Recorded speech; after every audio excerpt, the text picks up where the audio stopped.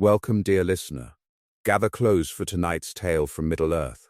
If these long tales have been a comfort to you, you might quietly subscribe and tap the small bell beside it, so that another evening like this one may find you again when the next is ready. Tonight we turn to a question Tolkien's readers have asked for 3 generations. Why a small hobbit named Frodo Baggins, when at last he stood within the very cracks of doom with the long road behind him and the fire at his feet, did not, could not, would not let the ring fall from his hand? The answer lies in the very nature of the thing he carried, and in the long road by which it came to be. To understand it, we must go back to the age in which the ring was first wrought. In that beginning before beginnings, there was only the one called in the old tongue Isildur, the All-Father, the first and the deepest, who was, and who is, and who shall always be. And out of his thought and the long quiet within him, he made first those whom the elder law names the Ainur, the holy ones, the great singing spirits, kindled into being by the same flame that he himself bore in his heart from beyond all reckoning. To each of these Ainur he gave a portion of his own thought, and a manner of his own being, so that no two of them were alike, and each of them held within himself or herself some single facet of the great whole, like a single star in a vast night sky, shining only the light that was theirs to shine. And to these Ainur he taught the long and patient art of music, which is the deepest of all arts, for it is the very breath of being made audible. And he sang to them, first alone, and they listened, and slowly, very slowly, they began to understand the meaning of what they heard. And then he bade them sing also, each of them, of the small thoughts that he had set within them, and they sang, first hesitantly like children new to their own voices, and then more boldly, and then at last all together, weaving harmonies that even they themselves had not foreseen.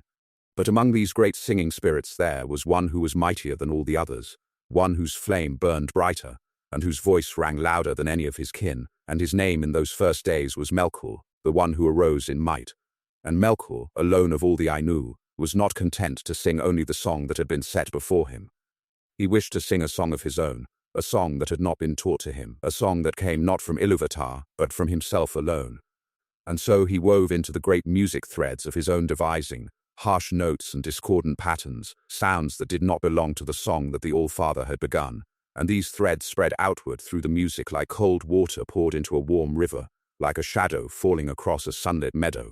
And yet even these notes, by some wisdom deeper than any that Melkor possessed, were folded back into the larger pattern of the song, so that what he had meant for ruin became, in the end, only one more strand in a tapestry that was greater than he could understand. And when at last the great music was finished, Isildur showed to the Ainur a vision of all that they had sung, and they beheld a world, round and shining and full of waters and growing things, a world that they had not seen before, but that they recognized at once as the very world that their music had made. And many of the Ainur, looking upon this vision, fell in love with it, and they desired to go down into it, to walk among its hills and forests, to tend its waters and its winds, to live within the world that they had helped to sing. And Isildur, seeing their love, granted them this gift, and he gave being to the world that they had only beheld in vision, and he opened a door for those Ainur who wished to enter into it, and they passed through that door, and were thenceforth bound to the world they had loved, for as long as the world should last. These Ainur, once they had entered the world, became known by another name. The greatest of them, 14 in number, were called the Valar, the powers of the world, and they took for themselves dwellings in the far west of the new earth, in a land that was set apart for them, and they shaped the lands and the seas and the kindly skies as they remembered them from the music. And many lesser spirits came with them, spirits also of the Ainur, but not so mighty, and these were called the Maiar, the helpers, the companions, and they served the Valar, and walked among the works of their masters, and learned the patient craft of caring for a world. But Melkor came too. He had loved the world in the vision, after his own fashion, which was a love of possession rather than of nurture, and when his fellows passed through the door he passed through it also, and from the moment he set foot upon the new earth he began to undo the works of those who had come to tend it. Where the others raised mountains, he threw them down. Where the others stirred clear rivers, he poisoned them. Where the others made gentle hills, he scarred them with fire. And there was war between him and his fellows, a war that lasted long ages and shook the very foundations of the world, and many beautiful things were lost in that war that could never be remade. Now of all the spirits who came down into the world in those first days, there was one in particular of whom we must speak, for our tale tonight will turn upon him before its ending. He was a Maiar, one of the helpers, and his name in those first ages was Myron, which is a word in the old tongue that means the admirable, the one to be admired. And Myron was wise and skillful beyond most of his kin, and there was a great love of order in him, a great love of pattern and craftsmanship, and the making of small and intricate things. He had been, in those early days, a servant of the Vala called Owl, who was the great smith of the world, the shaper of mountains and the lord of all metals and stones. And from Ole, Myron learned the deep craft of forging, of shaping ore in flame, of drawing thin wires of gold and silver from molten lumps, of setting jewels in their proper bezels, so that they caught the light at just the angle the craftsman intended. And there was no shame in this love of his, not at first, for the love of order and of well-made things is itself a gift of the All-Father, and many a fair and gentle work has come from hands that loved the making of them. But Myron's love of order had a hidden flaw within it, a small and almost invisible crack, like the hairline fissure that you might find in a piece of fine porcelain that has been struck once too often. He did not merely love order, he loved the imposing of order. He wished for the world to be neat and tidy and arranged according to a pattern that he could understand and approve of, and he grew impatient, very slowly and over many quiet centuries, with anything that did not conform to his pattern. He grew impatient with the wildness of forests that grew where they wished, with rivers that wandered where they would, with creatures that made their nests in places he had not designed for nests. And the more he loved his pattern, the more he came to dislike whatever did not fit within it. And so it was, in those long and dim ages of the early world, that Myron began to listen to the whispers of that other great spirit, the one who had thrown down mountains and poisoned rivers in his rage. For Melkor, in his cunning, perceived in Myron a kindred desire, the desire to make all things conform, the desire to rule. And Melkor spoke softly to Myron in the spaces between his proper duties, and offered him a vision of a world in which order would be perfect, in which every leaf would grow exactly as it had been told to grow, in which every river would run in exactly the channel that had been cut for it, in which every living thing would do exactly the work that had been assigned to it, without complaint, without delay, without that troublesome and untidy thing called choice. And Myron listened, and the small crack within him widened, and at length he passed over to Melkor's side, and gave to him all the skill that he had learned from Ol, and became Melkor's chief lieutenant, the greatest and most terrible of all the servants of darkness. And he was thenceforth no longer called Myron. He took for himself a new name, a name that the elves later gave him, a name that means the abhorred one. He took the name Sauron. And here we should pause for a moment, dear listener, and let that name settle slowly into your mind, the way a stone settles slowly to the bottom of a still pool, for this name will run like a quiet thread through the entire tale that follows, and it is well to let it become familiar to you now, while the night is still soft, and your breath is still slow. Sauron, the abhorred, the one who was once Meron the admirable, and who became, by his own slow choice and not by any compulsion from without, the very opposite of what he had once been. Remember this if you remember nothing else from these early hours of our tale, that the great evil of which we will speak was not always evil. It began as something fair, and turned. And the turning was not sudden, and it was not done all at once, and it was not the work of any moment of sharp temptation, but the slow drift of a long succession of small choices, each one of them seeming, to the chooser, no more than a sensible accommodation, a reasonable compromise, a sliver of order purchased at the expense of a sliver of freedom that did not, in the moment, appear to matter. And so the world has often gone, and so it goes still, and so we shall see it go in the tale we share tonight, again and again, in many forms, until at last we reach the place where one small creature, with no power at all to set the matter right, will stand within the very cracks of doom and discover, in the worst possible hour, what no greater being had been willing to face before him. But we are getting ahead of ourselves, and the night is young, and there is no need to hurry. Let us return to the long ages of the early world, and to Sauron, and to the patient unfolding of his craft, for the thing he would one day make, the thing that Frodo Baggins would one day carry across the dreadful plains of Mordor, was not made all at once. It was the fruit of more than an age of labor, and to understand it we must follow Sauron through several great epochs of the world, and watch his hand at its work, and see what he learned, and what he forgot, and what he gave away of himself in the making. For long ages Sauron served Melkor, and was his chief captain in many wars, and there was much grief and much ruin in the lands where he passed. And at the end of the first great age of the world, after a war so terrible that the very shape of the western lands was broken and sank beneath the sea, Melkor was at last defeated by the combined might of the Valar, and was bound. and was cast out into the void beyond the world, where he could no longer trouble the lands or the people that the Valar had made. But Sauron, his lieutenant, did not go with him. Sauron was less mighty than his master, and less visible, and he had craft enough to hide himself when the great defeat came, and he slipped away into the eastern lands of the world, into places where the Valar's gaze did not often fall, and there he hid himself for a long age, and waited, and brooded, and slowly his old craft and his old hunger returned to him. Now I must tell you a thing about Sauron's nature, dear listener, that will matter very much to the tale we are telling, and that you should let settle into your mind as you drift towards sleep. Sauron, even in those long centuries of hiding, even when he seemed for a time to have repented of his service to Melkor, even when he came forth into the second age of the world and offered himself to the Valar for judgment, was always, at his very root, a creature of will. His being was made of will. The whole of him was concentrated upon one thing, and that thing was the imposing of his pattern upon the world. He could be patient when patience served him. He could be kind when kindness served him. He could wear a fair face when a fair face was required, and he could wear a terrible one when terror was the more useful tool. But beneath all the faces he could wear, he was always and only one thing. He was the will to rule, and every act he ever performed, and every word he ever spoke, and every craft he ever practiced, was bent toward that single and unwavering end. And so when, in the long second age of the world, Sauron emerged from his hiding and walked out once more among the peoples of Middle-earth, he did not come in his old shape of terror, and he did not come bearing weapons of war. He came in a form so fair that even the wise were deceived by it, and he came under a fair name, calling himself Anatar, which means the Lord of Gifts. And he came to the elves of Middle-earth, who were at that time the wisest and the most skillful of all the peoples of the world, and he offered them his friendship, and his counsel, and the long secret arts of forging that he had learned in the deep ages from Oli, and had perfected through all the long years of his exile.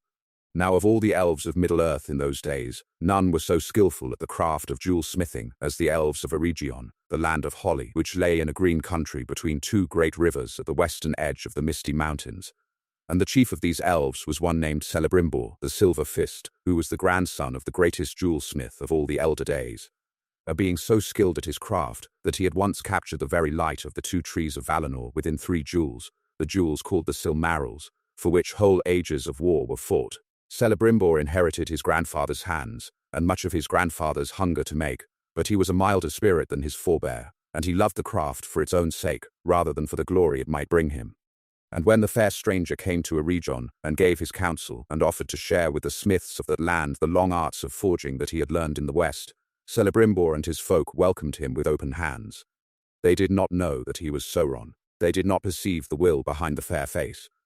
And for many quiet decades, they worked together in the great forges of Eregion, learning from him and teaching him in turn, and the smithwork of those years was the finest that the world had ever seen, finer perhaps than any that has been wrought since, and would have been remembered with joy in all the long ages that followed, if only the maker had been what he seemed. But Sauron, even as he worked beside Celebrimbor, was bending the long craft toward his single and unwavering end, and he taught the smiths of Eregion to make rings, small bands of pure gold and pure silver, set sometimes with jewels and sometimes without, into which the maker could pour a portion of his own thought, a portion of his own will, a portion of his own being.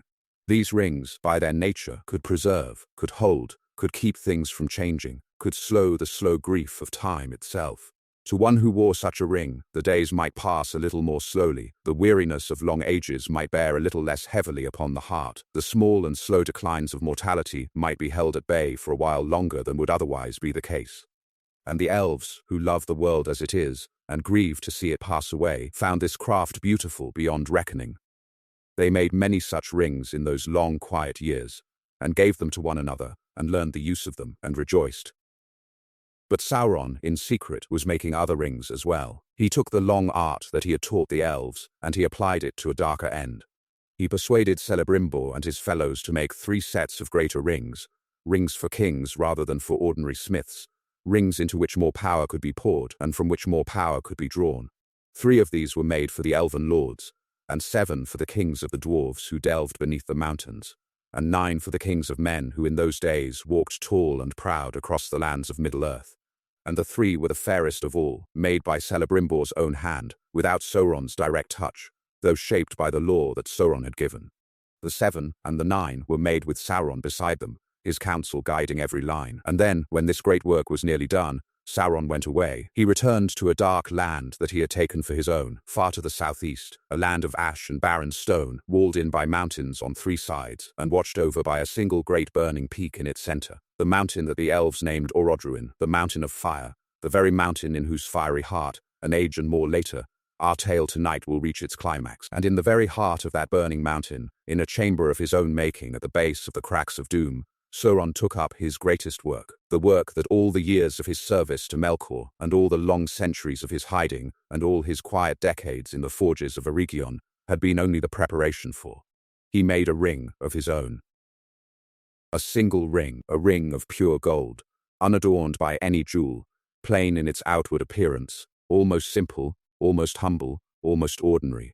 But into this ring he poured, not a portion of his being, as the elven smiths had poured a portion of theirs into the lesser rings, but the very greater part of his own self, his own will, his own strength, his own ancient and terrible hunger to rule. He poured into that ring nearly the whole of what he was, holding back only enough to keep his body upright and his voice in his throat, and he forged into the band of it an inscription in a tongue of fire, an inscription which, when read aloud by one who knows the language, says 1 ring to rule them all, 1 ring to find them, 1 ring to bring them all and in the darkness bind them.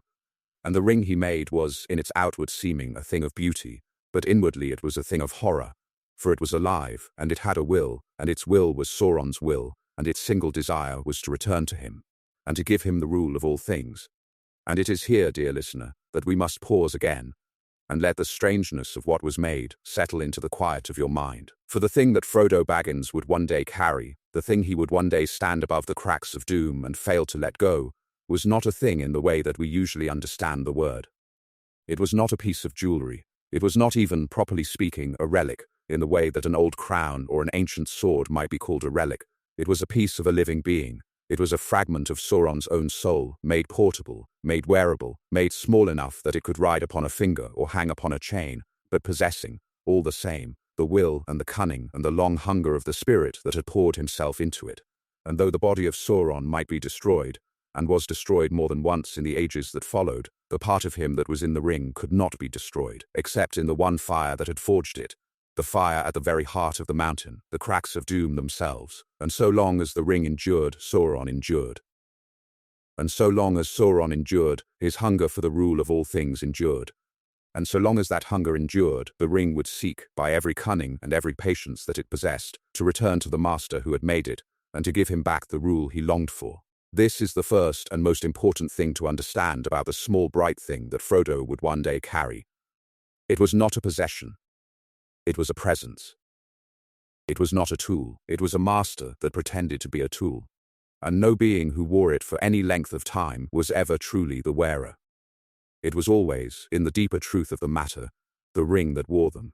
And this, dear listener, is the first half of the answer to the question we set ourselves at the beginning of this long quiet night. Why could Frodo Baggins not, at the end of the road, let the ring fall?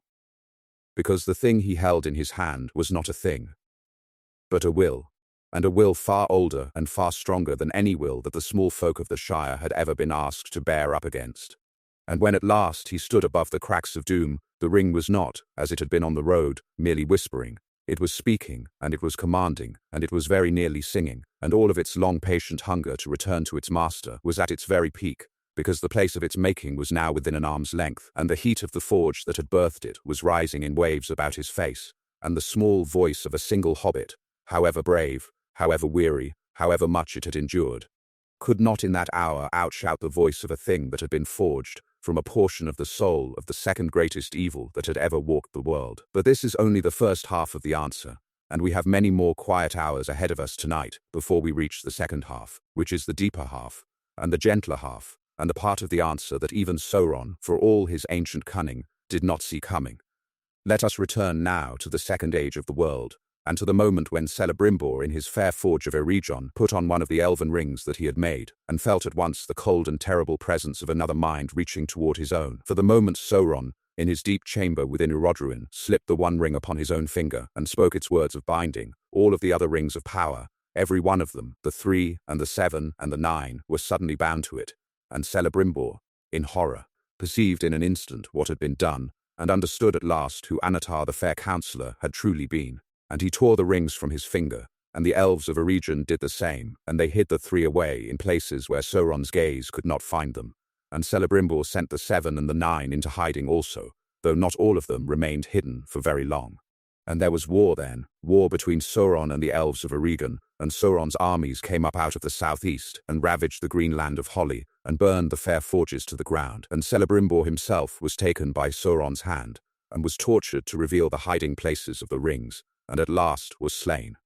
And so ended the second great age of the elves of Middle-earth, in the dust of their own forge, and the blood of their own master-smith, and the rings that had been made in joy became, from that hour, instruments of grief. But the elven 3 were not found, and were not bound to Sauron's will, for Celebrimbor in his torture would not betray them.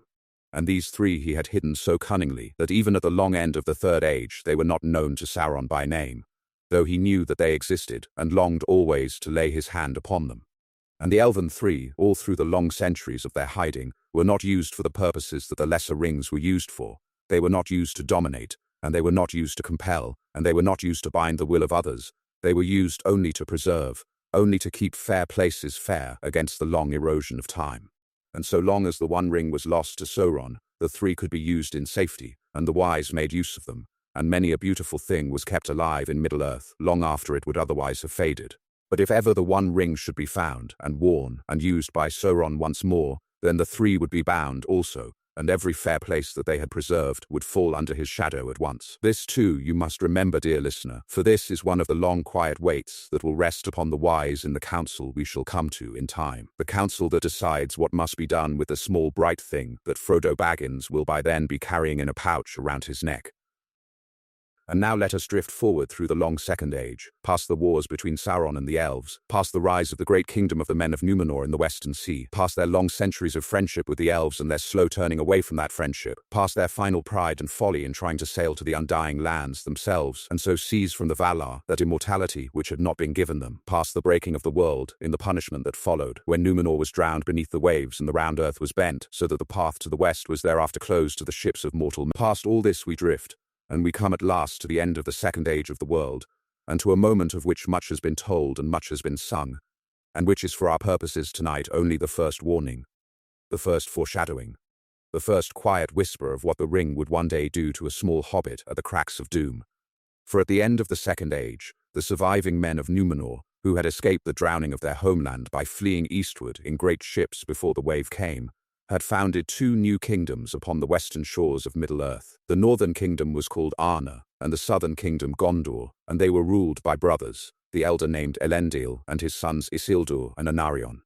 And these men of the west, though they were now bereft of their home, were yet mighty, and tall, and long-lived, and faithful still to the Valar, and they made alliance with the High King of the Elves, who yet remained in Middle-earth, whose name was Gil-galad, and together they marched in great strength against Sauron, who had openly declared himself once more in the dark land of Mordor, and had begun to ravage the western lands.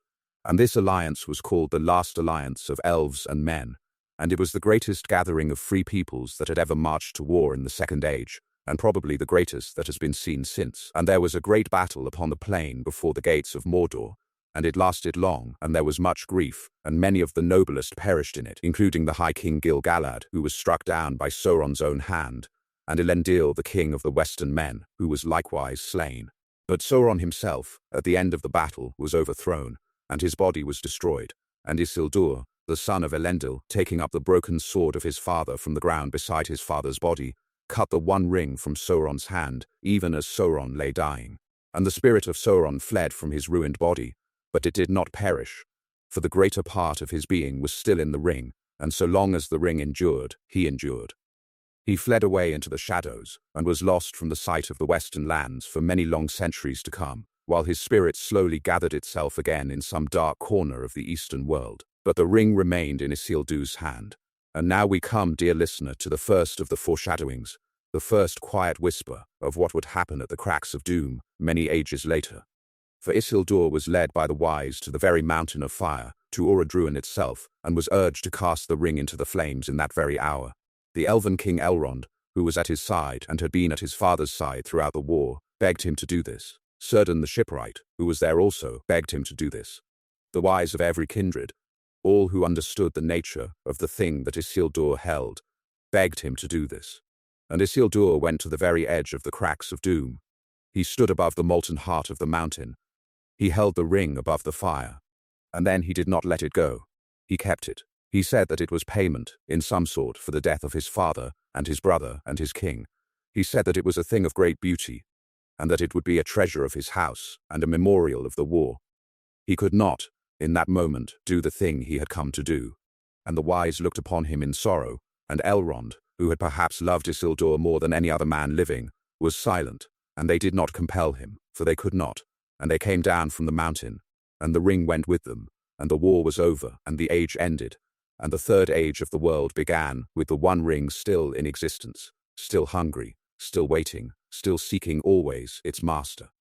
Now there is a quiet and very important thing that we must say about Isildur's failure, dear listener, before we move on, because it is the first warning of the thing that will catch up to Frodo, and because the wise of the Third Age would think about Isildur often in the years that followed, and would learn from his failure something that was very hard to learn. Isildur was, by all the standards of his time, a great man. He was tall and brave and noble of bearing. He had fought in the long war against Sauron from its beginning. He had seen his father and his brother slain. He had cut the ring from the hand of the Dark Lord himself, in single combat, with the broken sword of his father. There was no question of his courage, and no question of his loyalty, and no question of his strength. And yet, at the very edge of the cracks of doom, with every reason in the world to let the ring fall, with all the wisest counselors of his age begging him to let it fall, with the war just won and the moment perfectly chosen, he could not do it. He was held back by something other than his own will. He felt the ring's weight, and he found in himself, in that moment, no power to release it. And the wise of the Third Age, when they spoke quietly of this in the long years that followed, would say to one another that Isildur's failure was not really a failure of Isildur. It was the nature of the thing he held. It was the ring itself. Any being who held the ring at the cracks of doom would, by the very nature of the ring, be unable to let it go. For the ring at that place, in that hour, had its master's voice at its strongest, and no will could match it. And this was the secret knowledge that the wise of the Third Age carried about with them like a heavy stone, the knowledge that even if they should manage, by some great labor, to come to the cracks of doom with the ring in their possession, they would not, in that final hour, be able to do the deed. The ring would not let them. And this is part of why, when the question of the ring would arise at the great council of the Third Age, the wise would speak in such grim tones, and why Gandalf, in particular, would refuse so emphatically to take the ring upon his own hand. Not because he doubted his strength, but because he knew, having seen Isildur's failure, that no being of great power could be trusted to walk to the cracks of doom and let the ring go. The greater the bearer, the louder the ring would speak. And so the ring would, paradoxically, find safer carriage in the smallest and weakest of hands than in the strongest. But this is a thread to which we shall return. For now let us follow Isildur, with the ring upon a fine chain about his neck, as he begins the long journey home to his northern kingdom of Arna, his army much reduced, the war won, his heart heavy with the loss of his father and his brother, but lighter now that the great battle was done.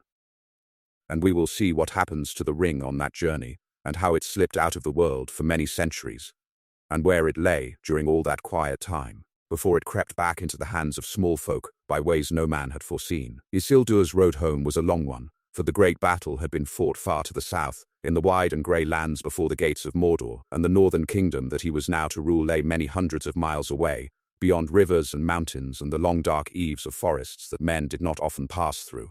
He set out with what remained of his northern host, perhaps 200 soldiers in all, weary men who had given up much in the war, and who longed only to come home and lay down their arms and embrace the wives and children they had left behind. And they marched up the long valley of the great river Anduin, which runs from the north downward through all the central lands of Middle-earth and pours at last into the sea.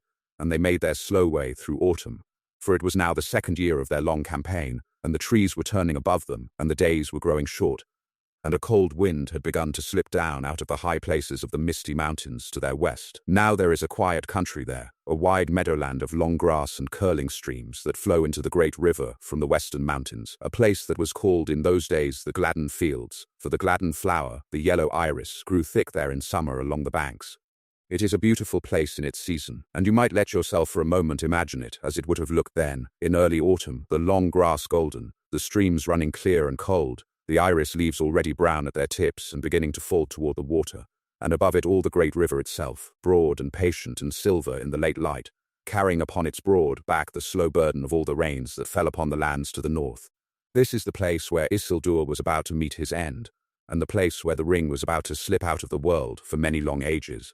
For unbeknownst to Isildur and his weary company, there had been watchers all along the road. The forces of Sauron, though their master was overthrown, had not all been destroyed in the war.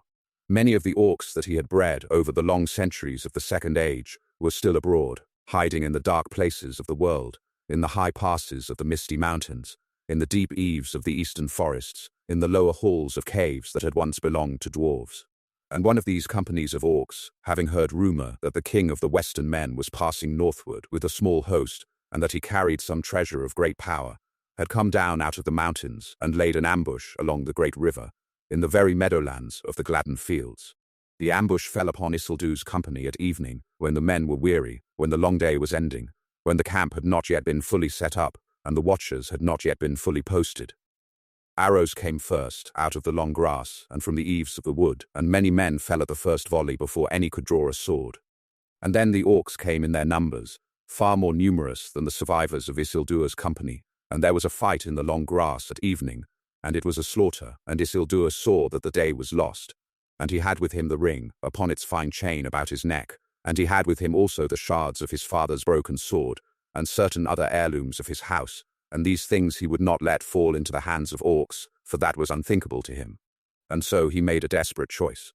He slipped the ring upon his finger, and at once, by the strange and terrible power of the thing, he became invisible to the eyes of all about him. The orcs could not see him. His own surviving soldiers could not see him. He alone could see, and he ran.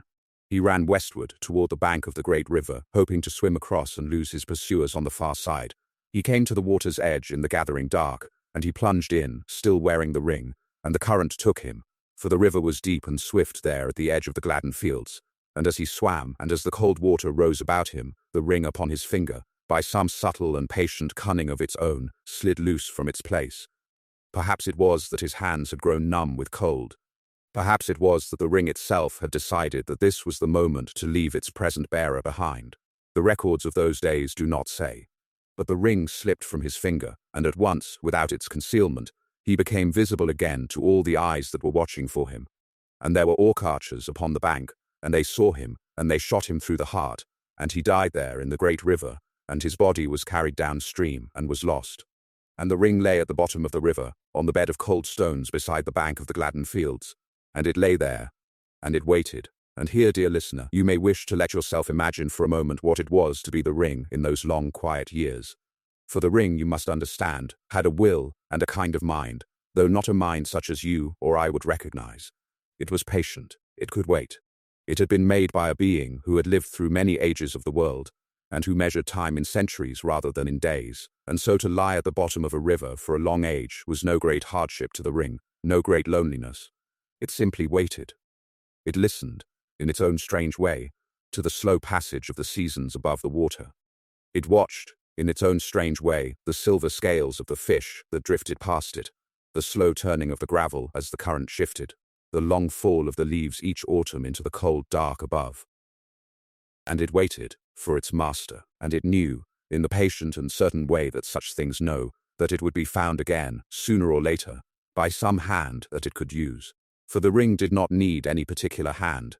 It needed only some hand, any hand that could carry it back toward its master, and any hand that was weak enough or curious enough to take it up would suffice. The years passed above the water. 2,000 years passed, and then 1,000 more, while the ring waited. The kings of men grew slowly less, and the kingdom of Arna that Isildur had been going home to fell at last into ruin, and was broken up among small lords who quarreled with one another, and forgot their old greatness. The kingdom of Gondor in the south endured a little longer, and was still strong as the ring lay in the river, but it too began the slow decline that ends all the works of men. The high elves who had remained in Middle-earth at the end of the Second Age dwindled and dwindled, and their numbers grew smaller and smaller, and they began to take ship from the grey havens in the west and to depart over the sea to the undying lands, leaving behind them only a few small enclaves of their kindred in the deep valleys and the secret forests. The third age of the world wore on. The dwarves delved in the mountains, and the men of the west kept what they could of their old wisdom. and the wise spirits that had been sent from the west to help in the long quiet war against the rising shadow watched and waited, and all the while, the ring lay at the bottom of the river, and was forgotten by all but a very few, and even those few began at last to wonder whether it had not perhaps been destroyed, somehow, in some way that they had not heard of, and so to put it out of their minds. But the ring had not been destroyed, the ring was still in the world, and the time was coming, very slowly, when it would once again rise to the light. There came at last, very late in the Third Age, a small folk that I should tell you something about, dear listener, for these small folk are the people from whose number Frodo Baggins would one day be drawn. They were called by themselves and by others in their own land the Hobbits, and by the elves and the men of the West they were sometimes called halflings, and by the dwarves Stores and Halfoots and Falahides. After the three branches of the kindred, they were a small people. Most of them stood no taller than the chest of a tall man. They had thick curly hair, often the color of fresh hay or rich earth, and tough leathery feet that needed no shoes, and round and cheerful faces, and a great love of food and gardens and quiet conversation by warm fires in the evening. They lived in green country, in the gentle hills and valleys of the lands west of the misty mountains, and they kept to themselves, and they were little noticed by the great folk of the world, and they did not greatly trouble themselves with the doings of kings and wizards and the long quiet wars in distant lands. They wanted only their own small comforts, their gardens and their pipes and their second breakfasts, and they wanted them very much, and they were prepared to be quietly stubborn about keeping them. Now in the long ages before the time of which we now speak, the hobbits had not always lived where they later lived. They had wandered, in earlier centuries, across many of the lands of the central part of Middle-earth, and some of them, in those wandering centuries, had dwelt for a while in the gentle country along the banks of the great river Anduin, in the very meadowlands of the Gladden Fields, where the ring lay quietly on the bed of the river. And it is from this branch of the hobbit kindred, the Stores, the river-dwellers, that the next bearer of the ring would come. In the long quiet years when these hobbits dwelt by the great river, there were among them two friends, two cousins of much the same age, who liked to fish together when the day's chores were done. The one was named Deagol, and the other was named Smeagol, and they lived in a small village of hobbit folk on the eastern bank of the river. Deagol was the gentler of the two, the more cheerful, the more open of heart. Smeagol was sharper, more inward, more given to silences. They were all the same, fond of one another, and on a certain summer day, on a day which by the small law of their family came to be remembered as the day on which everything changed, they took out a small boat together and rowed it out upon the great river to fish. The day was warm, the water was clear. Smeagol caught nothing for a long while, but Deagol, with greater patience, caught a great fish, and the great fish in its thrashing pulled Deagol over the side of the small boat and into the water. He went under, and he came up again, and he was a strong enough swimmer that he was not in any real danger, but in the moment of his going under, his hand had brushed against something hard on the bed of the river, and he had clutched at it, without thinking, and he had brought it up with him into the light. It was the ring. It was the very ring that had slipped from Isildur's finger more than 2,000 years before, and it had lain there all that time, patient and waiting, and now at last a hand had found it, and the hand was the hand of a small hobbit named Deagol, and the long sleep of the ring within the river was ended. Deagol climbed back into the boat, and he looked at the thing in his palm. It was a plain band of gold. There was nothing remarkable about its outward appearance, but it had a weight to it that was more than its size warranted, and a kind of warmth in the palm, and Deagol was charmed by it at once. He held it up to the light, and the sun struck it, and the gold shone, and he liked it. He thought to himself that this would be a fine present for his birthday, which was that very day. He thought to himself that it was just the right size for his finger. He slipped it onto his finger, just for a moment, just to see, and then he took it off again, and looked at it some more. But Smeagol had seen. Smeagol had seen the ring come up out of the water. Smeagol had seen the shining of the gold. Smeagol had felt, in a way that he did not yet understand, the small voice of the ring inside his head, calling, calling, calling. And in Smeagol there was something that, perhaps in another and gentler hour, might have grown into kindness. But on that day, in that boat, beneath that warm sun, it grew instead into hunger. He wanted the ring. He wanted it not because he had any clear notion of what it was, but simply because he wanted it, with a sudden and terrible wanting that was unlike any wanting he had ever felt before. He asked Deagol to give it to him. He said, in a half-cheerful voice, that it would be a fine birthday present for him. Deagol laughed and said no, that he had given Smeagol his birthday present already, and that this ring he had found himself, and that he would keep it. And then Smeagol's hands were upon Deagol's throat. We will not linger upon this, dear listener, for the night is meant for rest.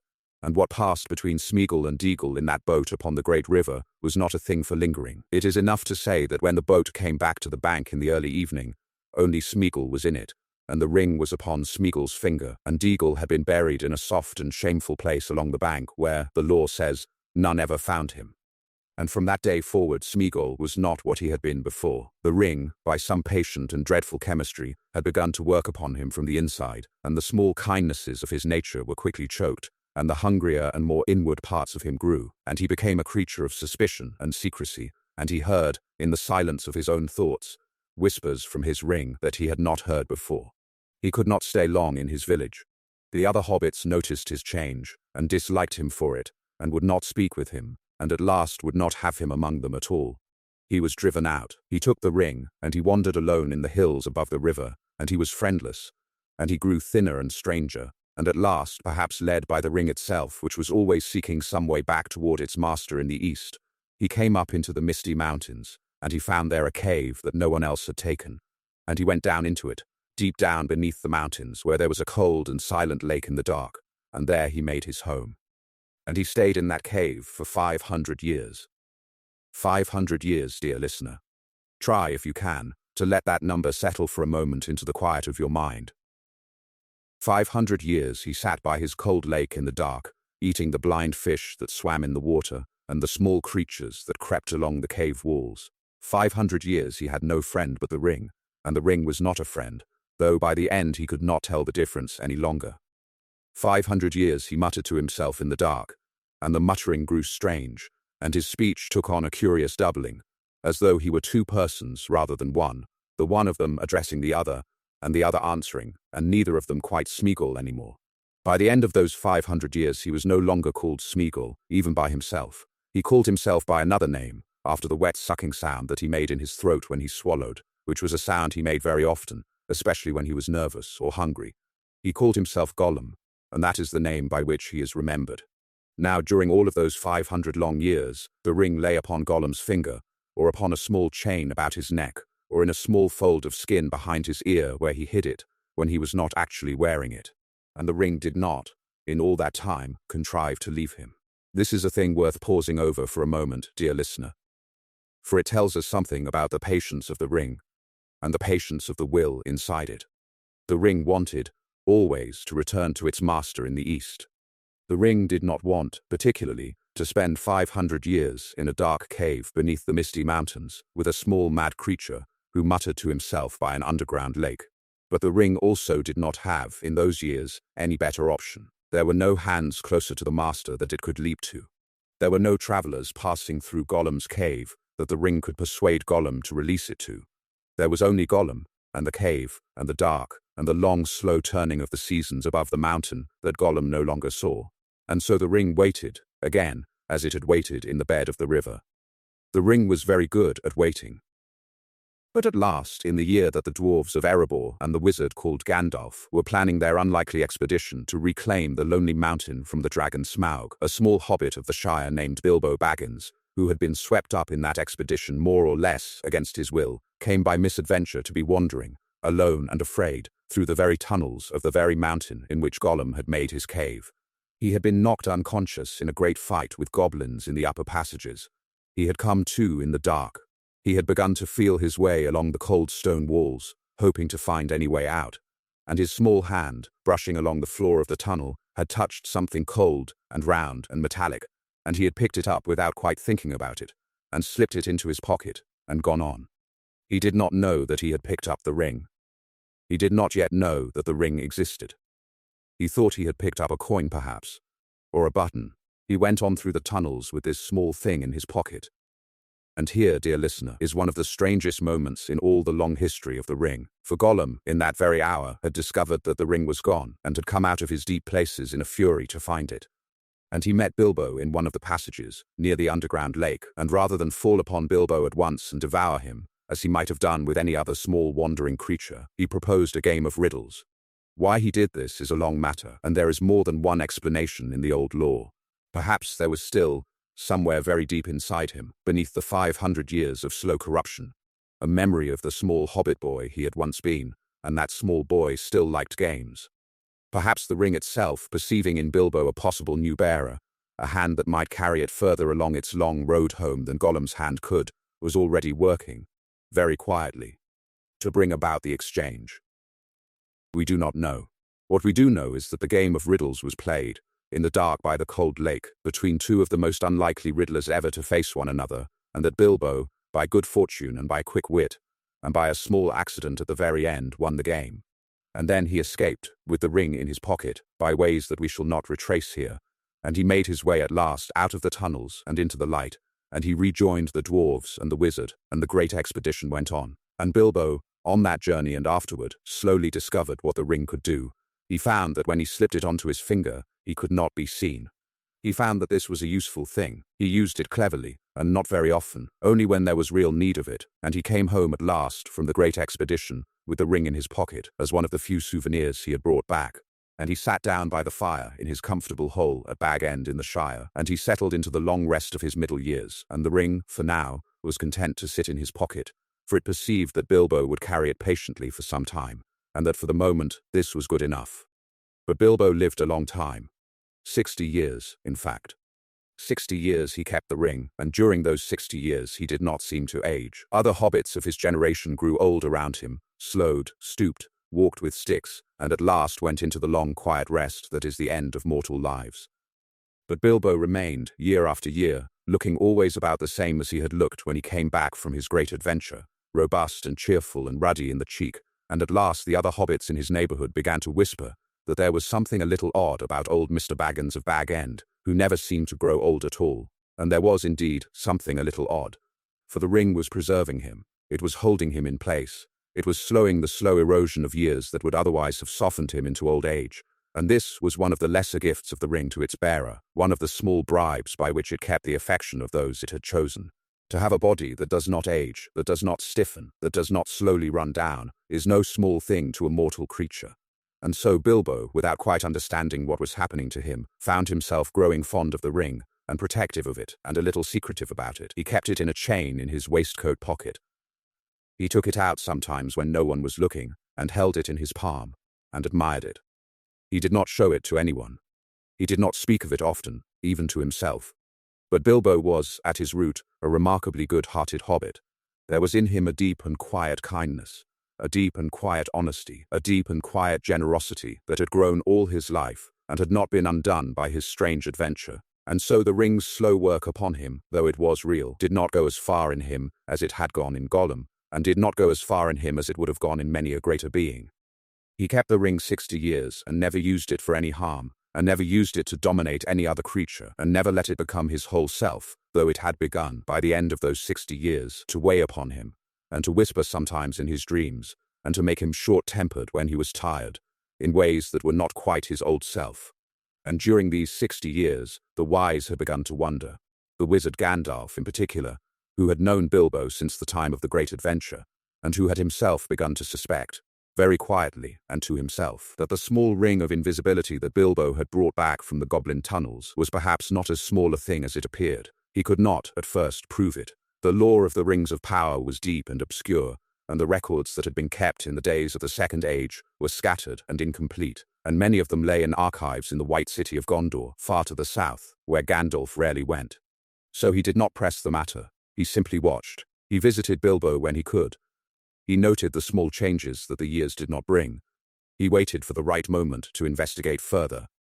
And the moment came, in the end, in the year that Bilbo turned 111, which by the reckoning of hobbits is a very great age indeed, though Bilbo, thanks to his ring, looked still no more than 50 or so.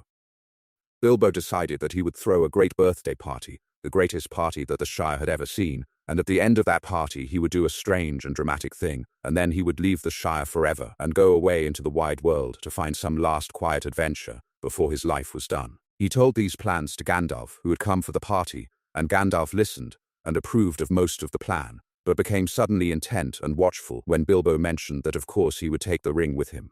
For Gandalf by this time had begun to suspect something that he had not yet dared to put into words.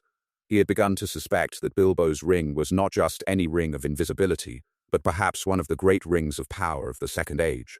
He did not yet know, even in suspicion, that it was the One Ring itself, the Ring of Sauron, the ring that the wise had thought lost in the river 2,000 years and more ago. But he thought it might be one of the lesser rings of power, and he thought that Bilbo had carried it long enough, and he thought that to let Bilbo carry it any further into the dangerous lands of his last adventure would be unwise. So he told Bilbo, gently but firmly, that the ring must stay behind. Bilbo must give it up. He must leave it at Bag End, for Frodo, his much younger cousin and adopted heir, to keep. And here, dear listener, we come to one of the small and quiet hinges upon which our whole tale turns. For what happened at Bag End on the night of Bilbo's great party is worth slowing down for and savouring. Bilbo had finished his speech at the party, had said his little riddle about how he did not know half of his guests, half as well as he should like, and liked less than half of them half as well as they deserved, and had then, to the astonishment of all who watched, slipped the ring onto his finger and vanished. And he had gone home, alone, through the dark fields to Bag End, and was sitting in his front room with his packed bags around him, ready to leave, when Gandalf came in to make sure that he kept his promise about the ring. And Bilbo did not want to keep that promise. He had said that he would leave the ring behind, but now that the moment had come, he found that he very much did not want to. He stood in his own front room with his pack ready, and he argued. He said that the ring was his, that he had found it fairly, that no one had any right to ask him to leave it behind. He said that he could carry it perfectly well on his journey, that he had carried it for 60 years and was well used to it now. He said many other things, none of them quite truly his, but spoken in something that sounded very like his voice. And Gandalf, who had been Bilbo's friend for a long time and who loved him, but who had also begun to see what was happening, raised his own voice for the first time in their long friendship, and grew suddenly tall and terrible in the small front room of the Hobbit hole, and said to Bilbo, in a voice that cracked the very air, that he was not going to be having this argument any longer, and that Bilbo would put the ring down upon the mantelpiece and walk out the door this very night, leaving it behind.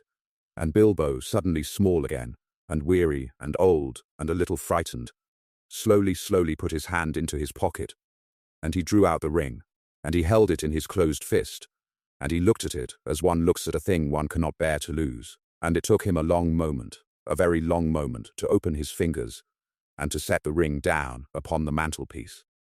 But he did it. He let it go. He shouldered his pack, and he walked out the door of Bag End, and he walked away into the night, whistling under his breath, his heart already lightening, as the ring's small weight slipped out of his pocket and out of his life, and he was free of it again, for the first time in 60 years. This was a thing of very great importance, dear listener, and a thing not often enough remarked upon in the tales that are told about the ring. Bilbo Baggins, alone of every creature that ever bore the ring for any length of time, gave it up freely. Isildur did not give it up. Gollum did not give it up. Frodo, as we shall come to see, did not give it up. Only Bilbo, and only with the firm voice of Gandalf to help him. Only on the very night of the very party in his very front room.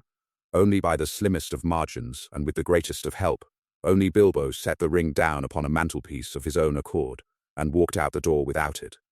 And this freely given relinquishment, this small and brave act in a darkened hobbit hole on a cool autumn night, would prove, in ways that no one understood at the time, and that few have fully understood since, to be one of the quiet hinges upon which the eventual destruction of the ring would turn. We will speak of this again later, in its place, when its meaning becomes clearer. For now let it sit in your mind as a small bright thing, a small candle lit at the end of a long dim hallway. And so Frodo Baggins, on the morning after Bilbo's great party, came into Bag End, and found the ring upon the mantelpiece, and put it into his own pocket, and the ring had a new bearer. And Gandalf, who had not yet confirmed his suspicions about the ring's true nature, but who suspected enough to be very uneasy, told Frodo to keep the ring safe and secret, and not to use it, and to wait, and to trust him. And then Gandalf went away on a long journey that would take him many years, to search the old records of the Second Age for everything that had been written about the Rings of Power, and to find, if he could, the answer to the question that was gnawing at him in his quieter hours, the question of what exactly Bilbo had carried home from the Goblin tunnels all those years ago. Now during the years that Gandalf was away on his long search, Frodo lived quietly in Bag End, and the ring sat in a drawer in his desk, and he did not look at it often, and he did not use it at all. And the Shire went on as it always had, soft and green and full of pipe smoke and the small troubles of hobbits, and Frodo's days passed in walks and books and conversations with his friends, and there was no shadow yet upon his life. And this is worth noting, dear listener, for it shows us a thing about the ring's patience. The ring did not at first try very hard to corrupt Frodo. It was waiting, again. It had been waiting in the river.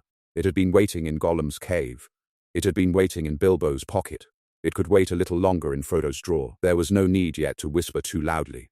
Its master in the east was beginning to gather his strength again, and the long, quiet centuries of his hiding were almost over.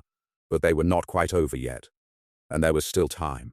And then at last Gandalf returned.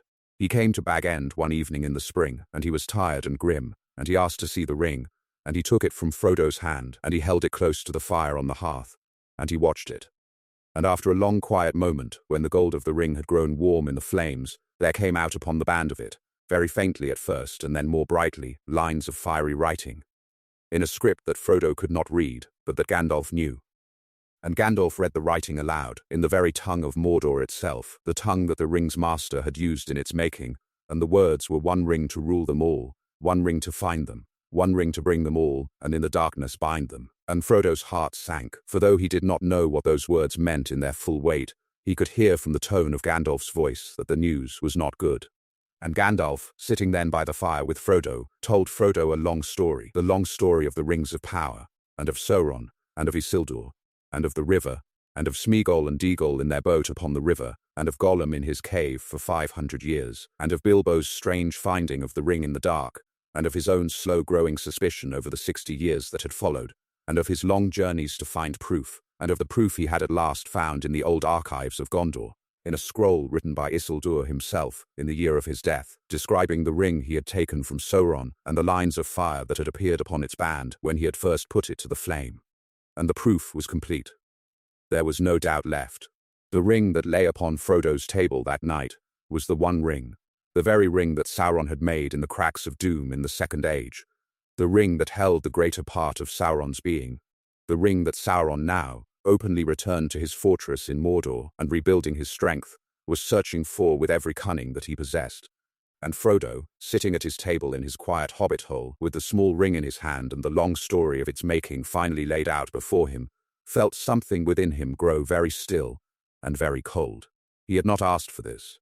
He had inherited it from a beloved cousin, who had brought it home from an old adventure as a kind of souvenir, and he had kept it safe in a drawer for some years, as he had been asked to do, and now suddenly he was being told that it was the most dangerous thing in the world, and that its master was hunting for it, and that if its master should find it again, every fair thing in Middle-earth would be drowned in shadow.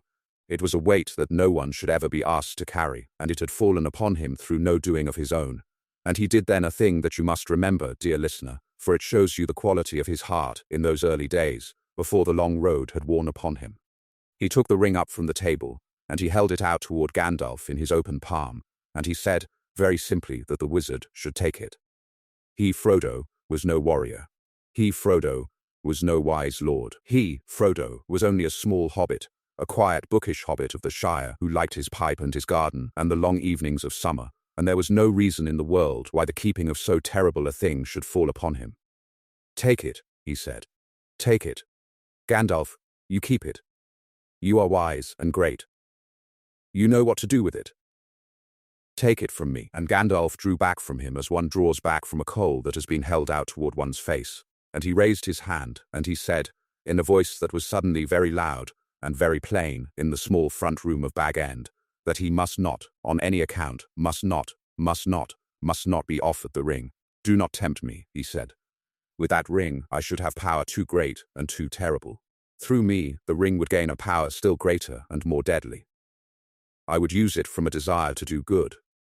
But through me, it would wield a power too great and terrible to imagine. And then Gandalf was silent for a long moment, and he sat down again in his chair beside the hearth, and the air of the small room settled a little, and Frodo lowered his hand with the ring still in it. And Gandalf said, more quietly, that the ring did not simply give power. It corrupted. It worked upon any will that took it up, no matter how good that will had been at the start. The greater the bearer's natural strength, the greater the ring's leverage upon them, and the worse, in the end, the corruption. The wisest of the wise, taking up the ring with the firmest intention to use it only for the protection of the world, would, by slow and patient degrees, become a new Dark Lord in place of the old one. The corruption would not feel like corruption. It would feel like wisdom.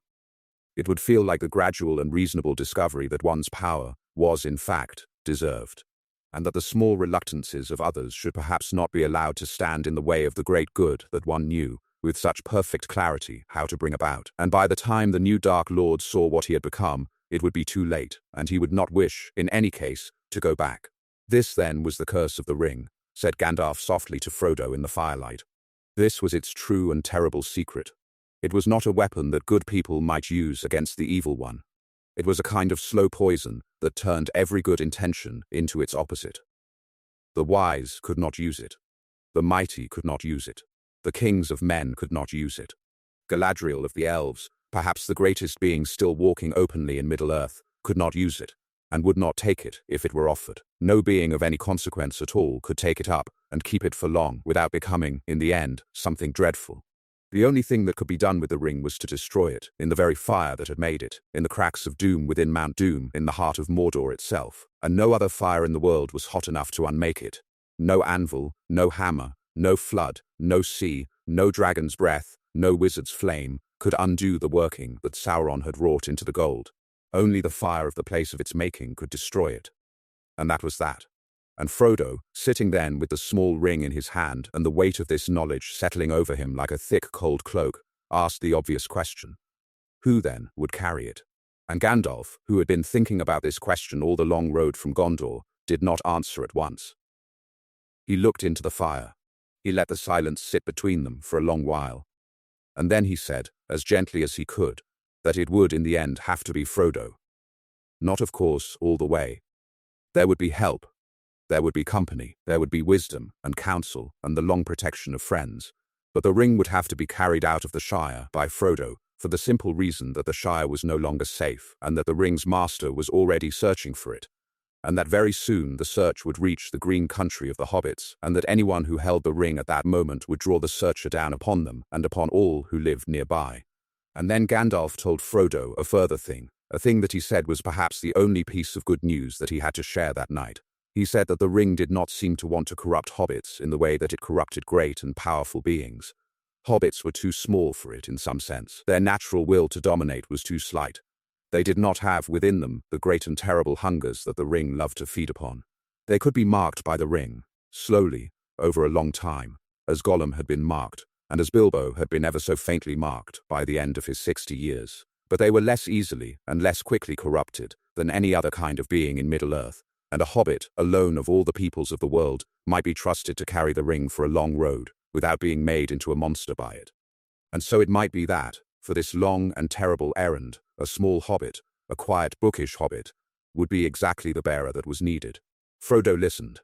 Frodo did not weep, and Frodo did not protest, and Frodo did not refuse, though if he had refused, no one in all the world could have blamed him. He sat there for a long, quiet moment, and he looked at the small ring in his hand, and he looked at the fire, and he looked at the kind, tired face of his old friend, and at last he said very simply that he would do it. He would take the ring out of the Shire.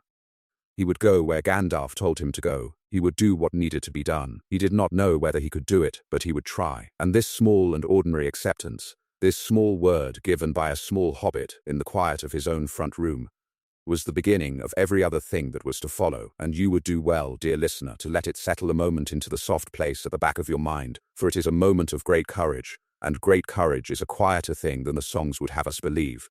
Now there was much yet to plan, and Gandalf and Frodo sat up long into that night, talking about the road ahead. Frodo would leave the Shire as quietly as possible, so as not to alarm his neighbors, and so as not to draw too much attention from any spies who might already be watching. He would go first to the elven valley of Rivendell, far to the east, where the wise of the Third Age would gather and would decide together what should be done next. The journey to Rivendell was long, perhaps 150 miles by the most direct route, and would take many weeks for a small party of hobbits on foot, especially if they had to avoid the main roads. Gandalf would go with him for as much of that journey as he could, but Gandalf had business of his own that he must attend to first, business in the south with the head of his order, the White Wizard Saruman, whom Gandalf wished to consult about the rising shadow. Gandalf hoped to rejoin Frodo on the road, perhaps at the village of Bree, which lay about halfway between the Shire and Rivendell, and they would travel the rest of the way together. Frodo accepted all this, and agreed to all of it, and Gandalf left in the morning, and Frodo was alone again in Bag End with a ring in a drawer, and a great quiet weight upon his heart, and he began in his own slow, careful hobbit way to prepare for his departure. He told no one the full truth, but he hinted to a few of his closest friends that he was thinking of leaving the Shire, of going perhaps to live with old Bilbo in some quiet eastern place, and that he might want a little help with the arrangements. He let it be known, more publicly, that he was planning to sell Bag End and move to the small village of Crickhollow on the eastern side of the Shire, which would put him a little closer to the old border country and give him a reason to be packing without raising eyebrows. And he set the day of his departure for his own birthday, his 50th, which was the same day on which Bilbo, on his 111th, had vanished from the great party. And he made his quiet plans, and he tried to enjoy what he could of the spring and the summer that were left to him in his old home. But 3 of his closest friends, in the meantime, had been making plans of their own. There was Samwise Gamgee, who had been Frodo's gardener for many years, and who was perhaps the most loyal-hearted hobbit that the Shire had ever produced, and who had overheard, while clipping a hedge outside the window of Bag End on the very night that Gandalf had come, more of the long conversation than he should have. And there was Meriadoc Brandybook, a younger cousin of Frodo's from a great family on the eastern side of the Shire, who was sharper of eye and quicker of mind than his easy manner suggested. And there was Peregrine Took, called Pippin, the youngest of them all, who was lively and curious and had a way of being where things were happening. And these 3, between them, had pieced together, by listening at doors, and by asking small, careful questions, and by simply knowing Frodo better than Frodo had realized he was known, the rough outline of what was going on. They knew that Frodo was leaving the Shire, and they knew that he was leaving for some serious reason, and they knew, without being told in so many words, that the small ring he carried with him was the heart of the matter. And they had decided, all 3 of them, that they would not let him go alone. And so, on the day that Frodo set out from the Shire, telling himself that he was leaving alone and quietly, he found that he was not in fact alone, and was not in fact leaving quietly. Sam Gamgee was beside him at the door, with his own small pack on his shoulders and his eyes shining with the resolve to follow Mr. Frodo wherever Mr. Frodo might go. And when, a few days later, after a long quiet walk through the eastern lanes of the Shire, Frodo arrived at the small house in Crickhollow that he had pretended to be moving into, Merry and Pippin were there to meet him, and they too had their packs, and they too declared themselves part of the expedition. And they explained to him, gently but firmly, that they had known for some time what was happening, and that they would not be talked out of it, and that he was their friend and their cousin and their dear hobbit, and that he was not going east alone, and there was nothing more to say about it. And Frodo, who had been steeling himself for many quiet weeks to be brave alone, found that he was not, after all, alone, and that the small kindness of his friends made the road suddenly far less terrible than it had looked from a distance. And this is a thing worth pausing upon, dear listener, for it is one of the gentle truths that runs through this whole long tale, the truth that no great burden is ever, in the end, borne quite alone, that even the loneliest of errands has its small fellowships of warmth and company gathered around it, and that the friends one has gathered along the small, ordinary years of one's life have a way of turning up beside one in the hard hours, asking nothing more than to walk beside one for as long as one will let them. Let that thought drift quietly across your mind as the night carries you onward, and let it warm you a little where you lie. But the road, even with friends, was hard. They left Crickhollow in the early morning before dawn, going eastward into the great old forest that lay along the eastern border of the Shire, hoping to throw off any pursuers by leaving the proper paths. The old forest was an ancient and watchful place, and it did not love travellers, and the trees in it had a way of moving when no one was looking, of closing paths that had been open the hour before, of leading the unwary into bogs and into deep, dim hollows from which there seemed to be no exit. And the small hobbit party, 4 of them now, on foot and burdened, were nearly lost in that forest, and were nearly devoured by an old willow tree that lived along a green river in the heart of the wood, and that had a sleepy malice in its slow vegetable mind, and might have ended there before they had gone 5 miles, if it had not been for the small and curious figure who came along the river path at exactly the right moment, singing nonsense rhymes and wearing a tall blue hat and a long brown coat, who pulled them out of the willow's roots and took them home to his small house under a hill nearby. This was Tom Bombadil, a being whose nature is one of the very oldest mysteries in the lore of Middle-earth, and whose history is older than the elves and older than the trees themselves, and who is by his own quiet account the eldest of all things in the lands west of the Misty Mountains. Tom Bombadil lived in his small house with his beautiful wife, who was a river daughter named Goldberry, and they took the 4 small travellers in, and gave them food, and gave them clean beds, and let them rest for 2 nights from the strain of their first hard miles. and asked nothing of them in return. And it was while they were in Tom's house that one of the strangest small moments in the entire history of the ring took place. And it is worth telling, dear listener, though it does not advance the road, because it tells us something quite striking about the ring itself. Tom asked, at one quiet evening by the fire, if he might see the small bright ring of which he had heard whisper. And Frodo, who could refuse him nothing, drew it out of his pocket and put it into Tom's broad weathered hand, and Tom, smiling, lifted it to his eye and turned it about. He slipped it onto his own finger. He did not vanish. He laughed. He spun it on the tip of his finger. He flicked it up into the air and caught it in his other hand. He gave it back to Frodo, who took it in some bewilderment, for the ring had never failed to make any other bearer invisible. And then Tom watched Frodo slip it onto his own finger, and Frodo vanished from sight, as the ring made him vanish, but Tom could still see him perfectly well, as plainly as if the ring had done nothing at all. We do not know, dear listener, what Tom Bombadil truly is, and the wise of the Third Age did not know either, and the great elf lord Elrond, when this was later recounted to him, only shook his head and said that Tom was Tom, and that the ring had no power over him because he had no power that the ring could touch, and that he was a master of his own small green country, and that, within it, the ring's voice did not carry. But it should be said, also, that the wise considered, briefly, the possibility of simply giving the ring to Tom Bombadil for safekeeping, and they rejected this idea, after some discussion, for reasons that you may wish to ponder. They said that Tom was very ancient, but that he was bound to his small country, and that he would not, leave it. The ring, given to Tom, would be safe so long as the world around him remained unchanged. But if the rest of Middle-earth should fall to the shadow, then Tom's small green country would eventually fall too, and he could not defend it against an entire world arrayed against him, and the ring would be taken from him in the end. So Tom could not be the answer, though he was perhaps a small reminder that the ring was not all-powerful, that there was at least one corner of the world over which it had no claim, and that this was a thing worth remembering in dark hours. The four small travelers left Tom's house at last, refreshed and a little less afraid, and they made their way on across the border country toward the village of Bree, and along the way they had one more small misadventure, this time among the old stone graves of a long-lost people, the Barrow Downs, where one of the wandering wights of those graves nearly took them, and they were rescued again by Tom, who came at their call. And so at last, weary but alive, they came to the village of Bree, which lay astride the East Road, and which was the first proper town that lay beyond the borders of the Shire, and here they were to meet Gandalf again, if all went according to plan. But all did not go according to plan. Gandalf was not in Bree. Gandalf, as they would learn much later, had been delayed by a treachery in the south of which we shall speak in time. He had left a letter for them at the inn called the Prancing Pony, with the innkeeper Barlam and Butterbur, a kindly but absent-minded man who, it must be said, had forgotten to send it onward when he was supposed to. And so the small hobbit party came into Bree expecting Gandalf, and found Gandalf not there, and found instead a tall, grim man who sat in a dark corner of the common room of the Prancing Pony, hooded and silent, watching them with sharp grey eyes that seemed to know more than was comfortable.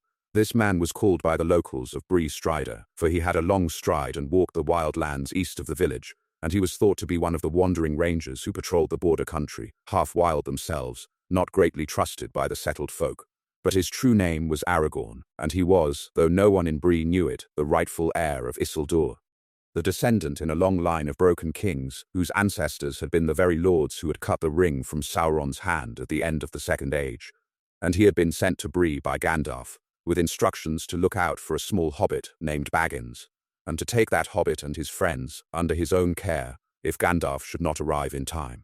And it was well that Aragorn was there, dear listener, for that very night the Dark Riders came to Bree. They were the Nazgul, the 9 kings of men who had received, long ago in the Second Age, the 9 rings of power, and who had been corrupted by them, slowly, over centuries, until at last they had ceased to be properly men at all, and had become wraiths, half present, half absent, bound forever to the will of their master. And they served now only Sauron. He had recalled them when he returned to power, and had set them to the hunt for the ring, and they had been moving westward, slowly at first and then more quickly, sniffing the trail of the ring as a hound sniffs the trail of a deer. They had come to the Shire, and had asked at the very door of Bag End. They had come down through the border country, and had ridden along the same roads that the 4 hobbits had been just then walking off of. They had come to Bree that very night, and they had broken into the Prancing Pony, and into the very room that the hobbits had been given. But Aragorn had moved them, had brought them to his own room down the hall, had piled their old room with bolsters in the shapes of sleeping bodies, and the Nazgul, slashing in fury at the bolsters, found no hobbits and rode away into the dark, hissing. And Aragorn led the 4 hobbits out of Bree at dawn the next morning by ways less travelled and turned them eastward toward Rivendell, far still through the wild lands. And they walked for many days through cold marsh country and over the brown hills that lie east of Bree. And Aragorn proved a steady and patient guide, and the 4 hobbits began to trust him, though it took them some time to do so fully. And the road grew harder, and the food grew shorter, and the autumn evenings grew colder, and a worry settled over the small company that they were not, perhaps, going to reach Rivendell quickly enough. And then, on a certain cold evening, when they had stopped to camp upon a high lonely hill called Weathertop in the middle of the wild country, the Nazgul found them.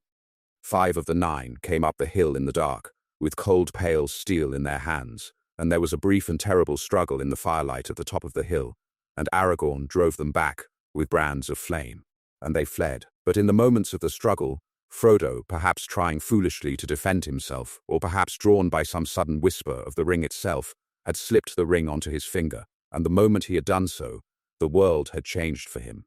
He could see, on the empty space where the Nazgul had been standing, the actual shapes of the Nazgul, their true forms beneath the cloaks, pale tall figures with cruel eyes and crowns upon their heads, and they could see him with terrible clarity, far more clearly than they could see him in the ordinary world. For the ring, by making its bearer invisible in the world of light, also drew its bearer halfway into the world in which the Nazgul lived, the grey dim world of half-being, and made the bearer visible to them, and them visible to the bearer. And the chief of the Nazgul, the Witch King, who was the most terrible of the 9, drove a cold blade into Frodo's left shoulder, a blade with a small evil shard at its tip that broke off and remained in the wound. And Frodo, the ring still upon his finger, fell, and Aragorn drove the Nazgul off the hill with fire. And the small company gathered Frodo up and slipped the ring carefully from his finger, and they fled down off the hill into the wild country east of Weathertop, with the chief Nazgul wounded but not destroyed, and the hunt closer behind them than ever.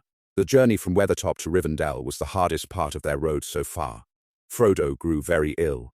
The shard of the Witch King's blade, working slowly inward through his shoulder and toward his heart, was a thing of dark sorcery, and it was meant, if it should reach his heart, to turn him into a wraith like the Nazgul themselves. He could see, in his fevered hours, more and more of the grey world of half-being. The faces of his friends began to blur and dim before him. The shapes of the trees and the shapes of the road began to fade. He felt cold all the time, even when the others were warm. And he grew weaker, and his step grew slower, and Aragorn, watching him with a grave face, knew that they did not have many days left in which to reach Rivendell before Frodo passed, beyond the reach of any healing they might find there. They came at last to a great river called the Loudwater, the Bruinen as the elves named it, which ran down out of the eastern hills and across the road. Rivendell lay just beyond it, in a hidden valley a little way north. And as they came to the ford, the Nazgul came upon them. All 9 of them this time, riding hard, having gathered themselves once more, having tracked the bearer of the ring to this very crossing, and meaning to take him here at the threshold of the only refuge that might have saved him. And Frodo, fevered, and barely able to sit upon the horse that an elf rider had lent him a little earlier on the road, was sent on alone across the ford, while the others held the bank behind him. For the elf horse was the swiftest there, and only its speed had any chance of bringing him across in time. And he made it. He crossed the river. He turned upon the far bank, and shouted at the Nazgul to come no further, though his voice was thin with fever. And as the Nazgul began to ride into the ford after him, the very river itself rose up against them, in a great rolling wave that had been set there by the will of Elrond, the master of Rivendell, who had been watching all that day from his deep valley nearby.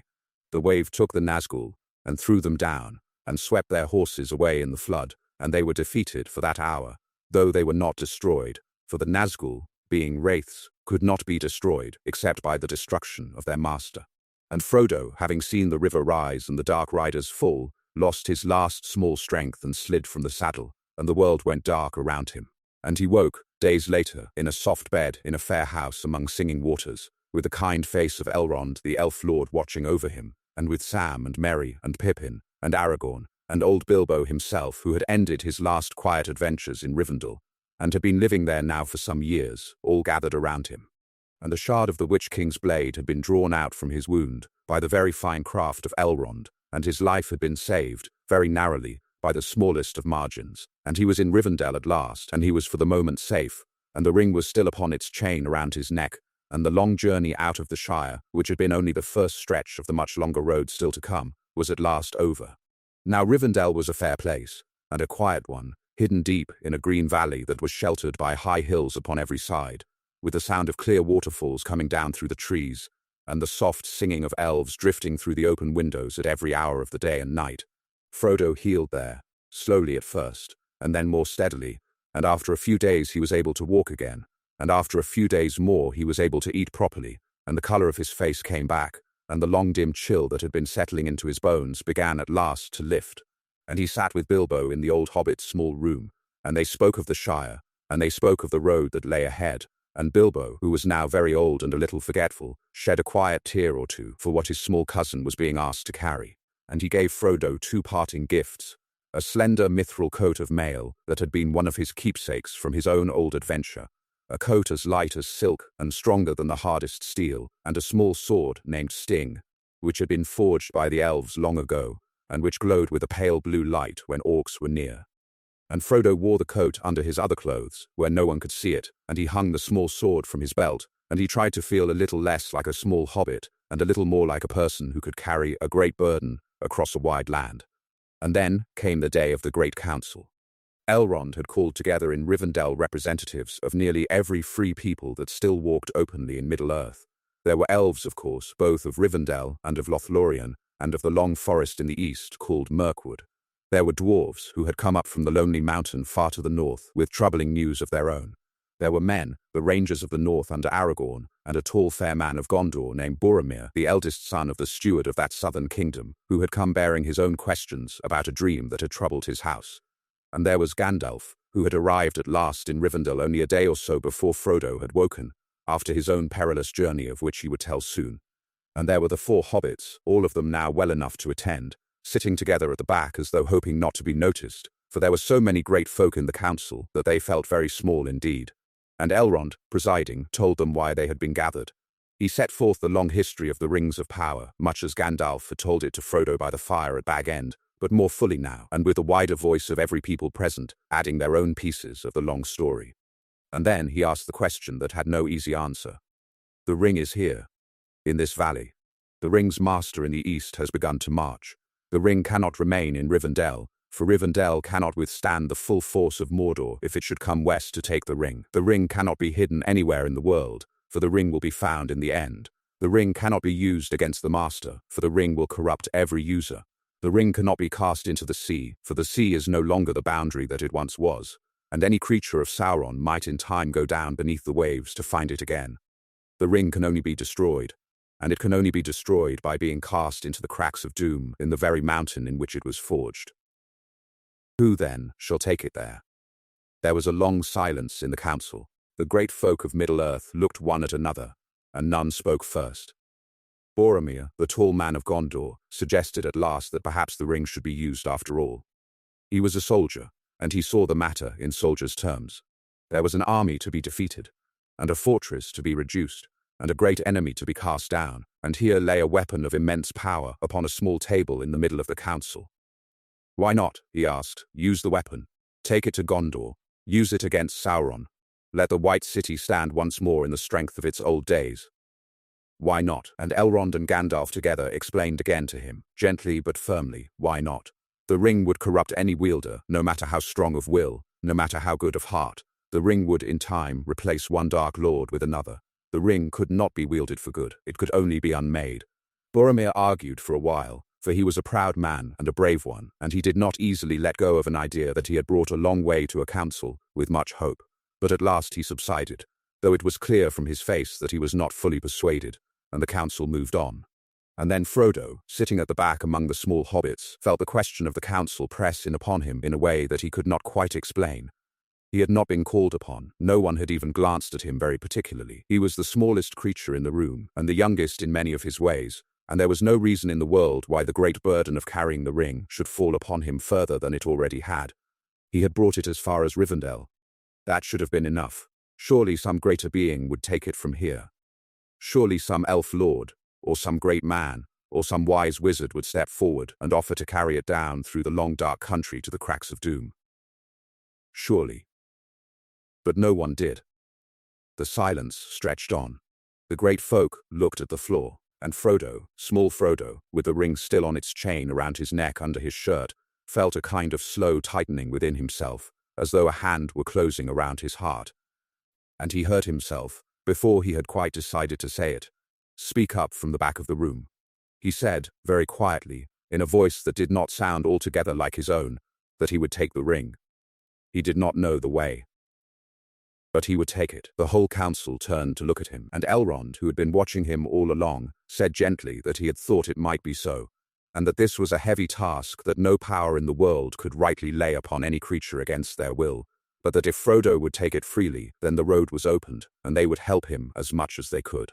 And it was decided then and there that Frodo would carry the ring, and that a small company would go with him, to guide him through the wild lands and to defend him where defense could be made. And 9 companions were chosen, to match the 9 Nazgul that hunted them, and these 9 were called the Fellowship of the Ring. There was Gandalf the wizard, who would be their guide and their wisdom on the road. There was Aragorn the ranger, who would lead them in the wild places, and who would in time turn south to claim his old kingdom in Gondor if the road allowed. There was Boromir, who would go with them at least as far as the south road to Gondor, and who hoped, in his heart, to see the ring used after all, though he did not say so aloud. There was Legolas, an elf prince of the long forest of the north, sharp-eyed and swift, a bowman of great skill. There was Gimli, a dwarf, the son of one of Bilbo's old companions from his great adventure, stout and stout-hearted and good with an axe in close places. And there were the 4 hobbits, Frodo, Sam, Merry, and Pippin, the small heart of the company, the ones for whom the whole long road was set. And they set out from Rivendell in the early winter, on a cold and clear evening, when the stars were beginning to come out over the hills. And the road south at first lay easy enough, through the empty lands east of the misty mountains where snow had not yet fallen. But they were trying, by every device they knew, to avoid being seen, for Sauron's spies were everywhere now, and the Nazgul, though they had been thrown back at the ford of the Bruinen, were certainly searching for the ring still, perhaps in some new mounts or new shapes. The Fellowship travelled mostly by night for the first long stretch, and slept by day in hidden places, and made good time, and met no enemies, and Gandalf began to grow cautiously hopeful that they might slip across the lands east of the mountains before any pursuit could catch up with them. But there was the matter of the mountains themselves. The misty mountains lay between the western lands and the eastern lands of Middle-earth, running north and south like a great spine across the middle of the continent, and the Fellowship would have to cross them somehow. There were 2 main ways across. The first was a high pass over the mountains, the pass that they could see from below as a notch in the white skyline, called the Redhorn Pass, beneath the great snowy peak of Caradhras. The second was a long road beneath the mountains, an old dwarven road that ran through the great underground halls of Khazad-dûm, which men in the Third Age called by the elvish name Moria, the Black Chasm, for it had been abandoned by the dwarves long ago, and was now a place of dread. The Fellowship would have preferred the high pass, for the underground way was full of dark stories. But the mountain itself seemed to forbid them. They climbed, in heavy snow, into the high passes, and the storm grew worse, and the snow rose deeper and deeper about their knees, and at last about their chests, and the wind tore at them with a malice that did not seem like the malice of ordinary weather. And after a long bitter night clinging to the side of the high pass, they were forced to turn back, defeated by the mountain itself, and to make their slow way down again to the foothills. And so it was decided, after long and reluctant debate, that they would try the lower road. Gandalf knew the entrance to the old dwarven halls. He led them at last, after another day's travel, to a tall stone door beneath the western face of the mountains, beside a black still pool. And the door, by a small clever word that Gandalf at last remembered, opened for them. And they passed within, and the door closed behind them, and they were swallowed up by the dark. The journey through Moria took several days. They walked through halls so vast that their small lanterns could not light the ceilings, through corridors that ran on for miles between pillars carved with the long history of the dwarves who had once delved those depths. They saw the ruined evidence of an old slaughter, the bones of the last dwarves who had tried to reclaim the mines, lying among the rubble of their broken hall. They came at last to the bridge over a deep chasm in the very heart of the mountain, the bridge of Khazad-dûm, a narrow stone span that crossed a black gulf so deep that no light could touch its bottom. And as they crossed the bridge, a great evil came up out of the deep below, a creature that had been sleeping in the dark since before the dwarves had ever delved into this mountain, a creature of fire and shadow, an old enemy of the elder days that the law called a Balrog, a demon of the old world, one of the worst of all the servants that Melkor had bred in his long reign before his overthrow. Gandalf turned to face it. He stood upon the narrow stone bridge, with the rest of the fellowship already across, and he raised his staff and his sword, and he said to the demon that it could not pass. And the demon came on, with its whip of flame trailing behind it, and the bridge cracked beneath its weight, and Gandalf struck the bridge with his staff, and the bridge broke, and the demon fell into the chasm. But as it fell, it flung out its whip, and the lash of fire caught Gandalf around the knees, and pulled him over the edge with it. And Gandalf, falling, called out to the rest of the company to fly, "Fly, you fools," and was gone into the dark. And the fellowship, in horror and in grief, fled out of Moria through its eastern gates, into the cold winter day on the far side of the mountains. And they sat upon the rocks for a long while, weeping, for Gandalf had been the wisest of them all, and the strongest, and their guide, and they had not foreseen how they could possibly continue without him. But Aragorn, after a time, gathered them up and led them onward, for the day was getting later and they could not safely stay in the open so close to the gates of Moria.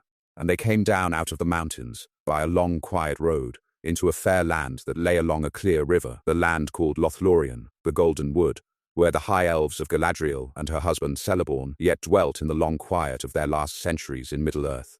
And the elves of Lothlorien took them in, and gave them rest, and let them grieve. Now Galadriel of Lothlorien was one of the very greatest beings still walking openly in Middle-earth in those days. She had been born in the elder days, in the very west across the great sea, in the light of the two trees of Valinor. She had crossed the great sea in the rebellion of her kindred long ages before, and had remained in Middle-earth through all the long ages of its quiet decline. She bore one of the 3 elven rings of power, the ring called Nenya, the ring of water, which had been forged by Celebrimbor in Eregion before Sauron's treachery, and which she wore upon her finger, though no eye but the eyes of the wise could see it. And the long age of Lothlorien itself was held in beauty by the patient working of that ring. If the one ring should be destroyed, then the 3 elven rings would also fail, and Lothlorien would begin to fade. If the one ring should be found by Sauron, then the 3 elven rings would also be bound to his will, and Lothlorien would become his. There was no good outcome for Galadriel and her people. Either way, the long golden age of Lothlorien was nearing its end. The only question was the manner of the ending. And it was while the fellowship rested in Lothlorien, in the long quiet of the golden mollorn trees and the silver waters, that Galadriel had her own private meeting with Frodo. She took him aside, alone, and led him down a small stair to a basin of clear water that she had set up in a hidden hollow of the wood, and she filled the basin with water from a silver pitcher. And she breathed upon the water, and she invited Frodo to look down into it and see what might be shown to him. The mirror of Galadriel, she called it. And Frodo looked, and saw many strange things, both true and possible, both of what had been and of what might yet come to pass, and at last he saw a great burning eye, lidless and wreathed in flame, searching, and he knew that the eye was looking for him, and he stumbled back from the basin and nearly fell into the wood. And Galadriel, smiling a little sadly, told him that yes, the eye was searching, and that yes, it was searching for him, and that yes, it was very near to him now, very near indeed. And then, because the moment was upon them, Frodo did a thing that he had been carrying in the quiet back of his mind since the council in Rivendell. He took the chain from around his neck, and he held the ring up in his palm, and he offered it to Galadriel. He had been thinking about this for many weeks. He was a small hobbit. She was the greatest elf in Middle-earth. She bore already one of the great rings. If anyone could take the one ring and use it well, surely it would be Galadriel. He offered it to her, with both hands open, and he said that she should take it. And there was a long moment, dear listener, in the hidden hollow of the Golden Wood, when Galadriel did not move. And it is worth slowing down, for this is one of the great beats of the whole long tale, and one of the moments to which we shall return in our reflection at the end of the night. For Galadriel, looking down at the small ring in the small palm of the small hobbit, felt every part of herself answer to it. She felt the long centuries of her own labor in Middle-earth rise up within her. She felt the slow grief of her peoples fading. She felt the great power of her own being, which had ever been a power held in check by her own discipline, suddenly stir and lift its head. She felt all that she had ever wanted to do for the world, all the good she had ever wanted to bring about, all the wrongs she had ever wanted to set right, gather themselves into a single bright and dreadful possibility. With this ring, she could do all of it. With this ring, she could be all that she had ever wanted to be. She would not be a dark queen, she thought to herself in that moment, with the small ring before her. She would be a queen of love and light, beautiful and terrible as the dawn, and all who saw her would love her and despair. And she lifted her hand, and the ring rose from Frodo's palm. Just a little, and the air about her brightened, and her face grew tall, and her eyes flashed with a sudden and dreadful light, and the small wood went very quiet around her. And then, dear listener, she let her hand fall, and the brightness went out of her, and she was the kind elf lady again, gentle and tall and a little tired, and she smiled at Frodo in the quiet hollow, and she shook her head. I pass the test, she said.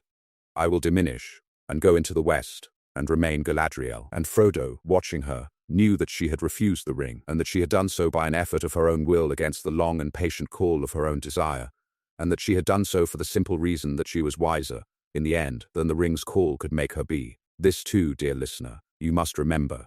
For when we ask, at the very end of this long night, why Frodo could not destroy the ring at the cracks of doom, part of the answer will lie in the comparison between Galadriel and Frodo. Galadriel, with all her ancient power, with all her wisdom, with all her long discipline, was barely able to refuse the ring. The effort visibly aged her.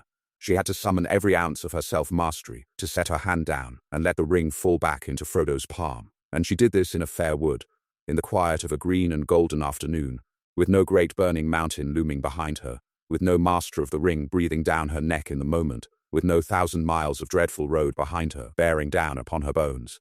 Galadriel, in the easiest possible test, with all her own ancient strength to bring to bear, could only just barely refuse the ring.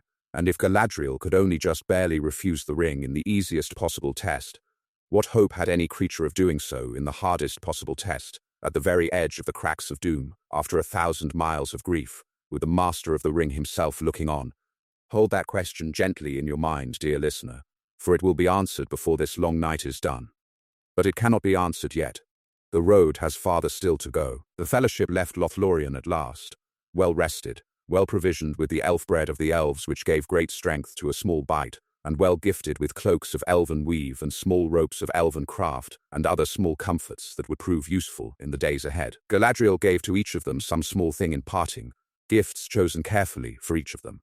And to Frodo she gave a small star glass, a tiny bottle of crystal that held within it the light of one of the most beloved stars of the elder days, a small light to be drawn upon in dark places where all other lights had failed. Take it, she said, may it be a light to you in dark places, when all other lights go out. And Frodo took it, and put it in his pocket, and did not yet know how very much he would have need of it. They went down the great river Anduin in small grey boats that the elves had given them, and they travelled for many days in those boats, drifting south through wide green country, with the high cliffs of the western shore rising slowly into the distant peaks of the mountains of Gondor, and the eastern shore growing more and more barren as they approached the lands that Sauron had ravaged. And Boromir, all this while, was growing very quiet, and his eyes, when he thought no one was watching, often turned to Frodo, and lingered upon the small chain at Frodo's neck, and a slow and terrible thought was building in his mind that he did not wholly understand. And at last, on a certain afternoon, the boats came to rest upon the western shore of the great river, in a small bay beneath the brown cliffs of a place called Amon Hen, the Hill of the Eye, where in old times the kings of Gondor had set a great stone seat from which one might look out over the lands round about. The fellowship was here at a crossroads. The eastern shore led into the wastelands of Mordor, the western shore led toward the white city of Gondor. They must soon decide which way they would go, and whether they would go together or split. And while they paused for the afternoon to discuss this, Frodo walked off into the woods, alone, to think. And Boromir, after a little while, followed him. What passed between Boromir and Frodo upon the slopes of Amon Hen that afternoon is, in the lore, brief and very sad. Boromir at first spoke gently, of his city and of his people, and of how the ring might be used in their defense. Frodo answered him as he had answered all such suggestions, that the ring could not be used, that Boromir himself was great enough that the ring would turn him, that the ring could only be destroyed. And Boromir, who had been holding within himself for many days a slow rising fever of the ring's voice, broke at last, and he reached for Frodo and demanded the ring. And Frodo, with a swiftness born of long fear, slipped the ring upon his finger, and vanished and ran. And Boromir, suddenly seeing what he had done, fell upon his knees in the leaves and wept, and called for Frodo to come back, and called for forgiveness. But Frodo, invisible upon his finger, was already running up the hill toward the high seat at the top, and could hear nothing through his own pounding heart. And on the high seat of Amon Hen, with the ring upon his finger and the dim world of half being all around him, Frodo could see, far off in every direction, the great moving forces of the world. He could see the white city of Gondor and the dark fortress of Mordor. He could see armies gathering, and ships sailing, and dark riders riding. He could see the eye, the burning lidless eye of Sauron in his tower. And the eye, in turn, could see him. And the eye turned to look, and Frodo felt his very being drawn toward it, as a small piece of iron is drawn toward a great magnet, and he knew that if the eye reached him through the ring, all would be lost. And then he heard in the very back of his mind the small voice of his own self, saying, in the smallest of voices that one could imagine, "Take it off. Take it off. You fool. Take it off." And he did. He pulled the ring from his finger with a great wrenching effort, and the dim world of half being vanished, and he was Frodo again upon the high stone seat of Amon Hen, alone in the late afternoon, with the small ring in his palm and his hand shaking and his breath coming fast. And he made a decision then that perhaps you, dear listener, can already guess at. He could not, he saw clearly now, stay with the Fellowship. He had seen what the ring's voice had done to Boromir, who was as good a man as any in his company. He saw that if he stayed any longer, it would do the same to the others, one by one. The ring could not be safely carried in company by good people who loved one another. The ring would, over time, turn them against each other, and against the bearer, until at last someone would do what Boromir had nearly done, and the ring would change hands. He had to go on alone. He had to slip away. He had to spare his friends the slow ruin that the ring would inevitably bring upon them. He came down off the hill, and went quietly back toward the boats, and slipped the ring into a pocket of his cloak, and took up one of the small grey elven boats by himself, and pushed it out into the river, and began to row across to the eastern shore, toward the wastelands of Mordor. He thought he could slip away without being seen, and he very nearly did. But there was one in his company who knew him better than he knew himself, one who had been watching all afternoon for the small moment of decision, one who had not been listening to the discussion among the others by the bay, because he had been listening only for the small sound of Mr. Frodo's footsteps in the woods. Samwise Gamgee, the gardener of Bag End, the loyal-hearted friend who had walked with Frodo from the first quiet morning of their leaving the Shire, came running down to the bay just as the small boat was reaching the middle of the river, and he leapt into the cold water and began to swim, all loaded with his own pack and his own gear, and he was a poor swimmer and he sank at once, but he had thrust up one arm at the last moment, and Frodo, turning the boat about, was able to catch that one hand, and to drag him aboard, and to save him. And so when Frodo crossed the great river to the eastern shore that afternoon, going onward toward Mordor and the cracks of doom, he was not, in the end, alone. Sam was with him.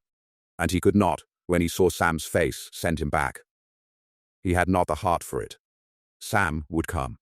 Sam would walk with him through whatever lay ahead. They two would go on together, the gentleman of Bag End and his gardener, the bearer and his stoutest friend, and the rest of the Fellowship would have to find their own way without them.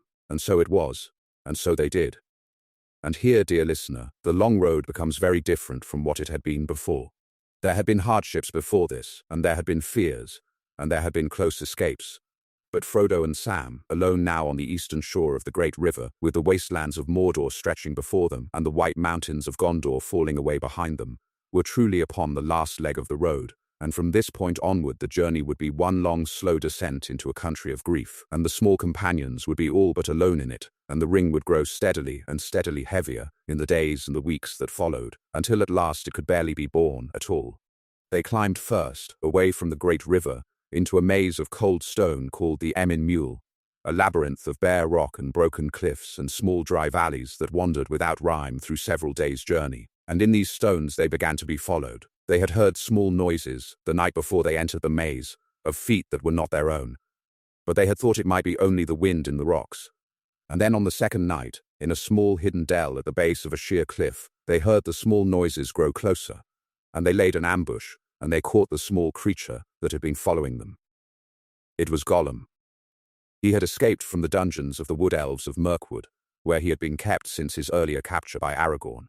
He had been hunting the trail of the ring across all the long miles since, half mad with hunger and half mad with longing, and at last he had found it, and had been following Frodo and Sam since they entered the maze. Sam wanted to kill him at once. He would not have hesitated. Gollum was a foul creature, a murderer, a wretched thing of darkness and slime, and he meant them only harm. Sam had a small length of elven rope in his pack, and he had his own knowledge that they could not let this creature live to follow them further. He raised his sword, and his hand was ready, and there would have been an end to Gollum then and there. But Frodo, who was holding Gollum down with his knee, looked into the small mad face beneath him, and he saw something. He saw, perhaps, the ghost of the small hobbit boy that Gollum had once been, the small hobbit boy named Smeagol, who had liked to fish with his cousin in a small boat upon a slow river, in a quiet summer afternoon long ago. He saw a creature ruined by the very same thing that he himself was now carrying, a creature who, perhaps with a little better fortune, might have been spared. He saw, in short, a kind of self, and he could not, in that moment, give Sam the word to strike. Instead he spoke, very softly, to the creature beneath his knee. And Gollum, having struggled for a long moment, suddenly went still, and stared back at Frodo with something almost like hope flickering somewhere behind his round pale eyes. And Frodo took the elven rope from Sam, and tied a small loop of it about Gollum's ankle, gently, not too tight, and stood up, and said that they would not kill Gollum, but that Gollum would have to lead them, would have to guide them, would have to take them through these wild rocks and across the wasteland to come, and would have to swear, by the precious thing that they bore, to do them no harm. And Gollum, with a strange and quick eagerness, swore. He swore upon the precious. He swore by the master, who was now Frodo, the new master, the kind master, the master who had not killed him, as the wood elves had not killed him, and the man Aragorn had not killed him. And so they took him along, and the small mad creature became their guide, and through the long days that followed he led them where they could not have gone alone. We will pass quickly, dear listener, over the journey through the dead marshes and the long approach to the gates of Mordor, for these were dreadful days, and you are meant to be drifting toward rest, and there is no point in lingering upon what was grim in those weeks. It is enough to say that the dead marshes were a wide and pestilent country, full of cold pools and small ghostly lights and faces of long dead warriors lying just beneath the surface of the still water, and that Gollum led the small company across them by paths he alone knew, and that they reached at last the very gates of the Black Land, the great iron doors set in the wall of the western mountains of Mordor. And there they paused, and they considered the gates, and they saw that they could not possibly enter that way. The gates were watched. The armies of Sauron came and went through them in great numbers. 3 small travelers, slipping through such a press, would be seen and taken in an instant. So Gollum told them of another way. There was, he said, a secret pass much further to the south, a small high pass over the mountains of Mordor that not many remembered. It was guarded, in its way, but not by armies, and he could lead them there if they would come. And Frodo, having no better choice, agreed, and they turned south, and walked for many more days along the western foothills of the mountains, hiding by day and walking by night, eating the elven bread sparingly, drinking from small bitter streams that ran down from the heights. And along this part of the road, something quiet and strange began to happen with Gollum. The creature, walking day after day in the company of the small hobbits, began, very slowly, to remember small things. He had been Smeagol once. He had once liked the sun. He had once liked the smell of growing things. And Frodo's small kindness to him, his quiet refusal to treat him as the monster he had become, began to thaw something within him that had been frozen for a very long time. There was a moment in particular on a small slope above the road, where Gollum sat watching Frodo and Sam sleep, and his small mad face for a few minutes was almost gentle, and he stretched out a thin hand, and very nearly touched Frodo's shoulder, very nearly laid that hand upon the sleeping back of the small hobbit who had spared him, very nearly chose, in that moment, to come back from the long ruin of his life into the company of small things, and good things, and ordinary things. And if Sam had not woken at exactly that moment, and seen the thin hand reaching, and spoken sharply to Gollum in a voice full of suspicion, that very small moment might have been the moment in which Gollum was saved, and the whole long story might have ended very differently than it did. But Sam did wake, and Sam did speak sharply, and Gollum drew back his hand as though it had been struck, and the small light that had almost come into his face went out again, and the small possibility of his salvation went out with it.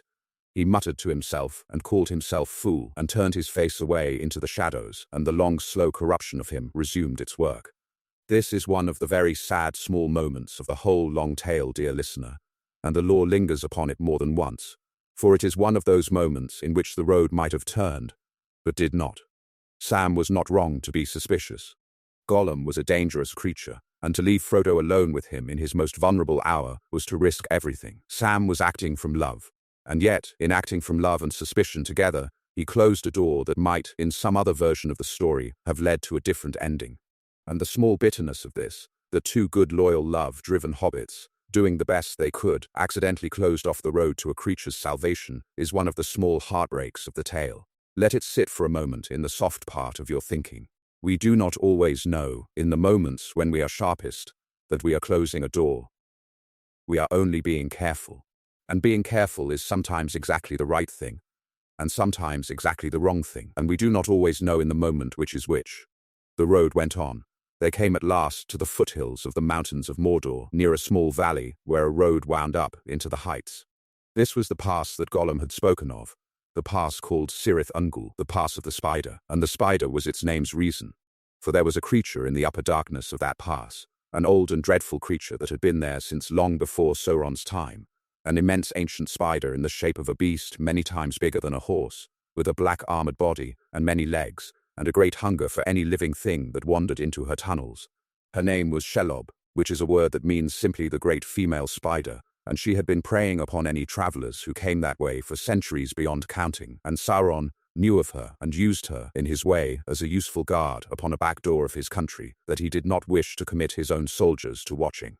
Gollum knew of her and feared her, but he had a small plan of his own, for he had decided in his ruined mind that he could lead Frodo and Sam into her lair and let her take them, and then he could slip past her in the dark and find the ring upon their bones. We will not linger here, dear listener, for the night is meant for sleep.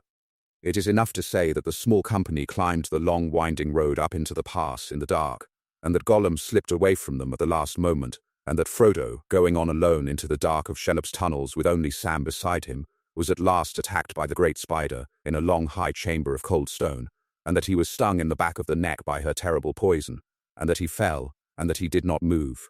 And Sam, finding Frodo upon the ground and believing him dead, was stricken with such a grief as he had never known. And in that grief, with the great spider returning down the tunnel toward the body of his master, Sam did a thing that he would not have done if he had been less desperate. He took the ring from around Frodo's neck. He took it upon himself.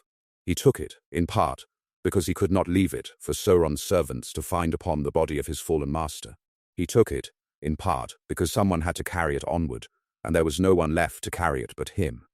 And he stood in the dark tunnel, with the small bright thing now around his own neck, and he held up the small star glass of Galadriel that Frodo had been carrying in his other pocket, and he drove the great spider back into her own deep places with the small light of an old star, and he saved, by that small light, his own life and Frodo's body.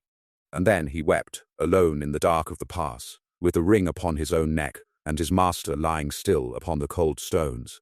And here, dear listener, the ring tried its small slow voice upon Sam Gamgee. It whispered to him. It told him that he was now the ring-bearer. It told him that he could be more than the gardener of Bag End. It told him that with the ring he could be a great captain, a king of his own land, a lord of a great green country, full of perfect gardens stretching from horizon to horizon, every furrow straight, every flower in its proper place, every bee in its proper hive. It told him that he, Sam Gamgee, could be much more than he had ever been, if only he would keep the ring. And Sam Gamgee, the small gardener of the Shire, considered the offer for the smallest of moments, and laughed, very quietly and very sadly, and dismissed it. He did not want a kingdom. He did not want to be more than he was.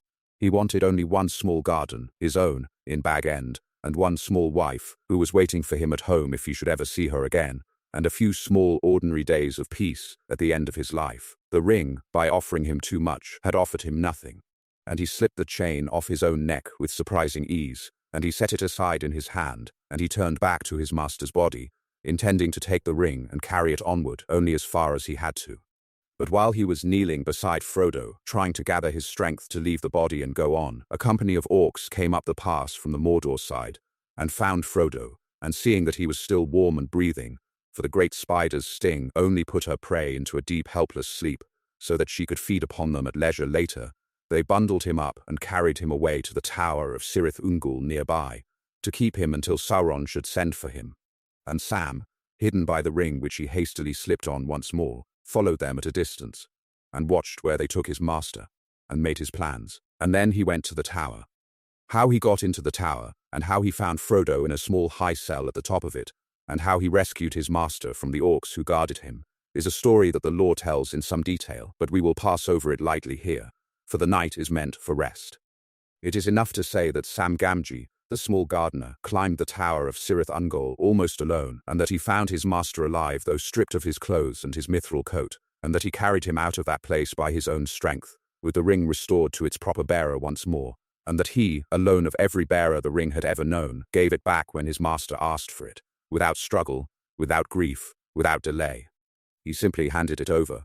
This is a thing of very great quietness, and very great greatness, dear listener, and you should let it settle into your mind as you drift onward. Sam Gamgee gave up the ring freely, as Bilbo had once given it up. 2 hobbits, in all the long history of the ring, gave it up of their own accord. There were no others. There never have been any others. There never will be, and the 2 small hobbits, dressed now in orc rags so that they could hopefully pass unnoticed in the busy traffic of Sauron's roads, slipped out of the tower of Cirith Ungol in the dawn and began the last and worst leg of their long road, the slow trudge across the cinders and the cracked, dry plains of Mordor itself to the very base of Mount Doom. This part of the road is the hardest to speak of, dear listener, and the lore lingers upon it sparingly, for it is the slow grinding down of every small comfort that they had carried with them out of the Shire. The land of Mordor was a wasteland, a country of black ash and pumice and cinder, where nothing grew, where no creature lived save the harsh dark creatures of Sauron's own breeding, where the air itself was thick with the soot of the mountains slow burning. They walked by night and hid by day, for the great burning eye of Sauron in his tower of Barad-dûr was looking everywhere.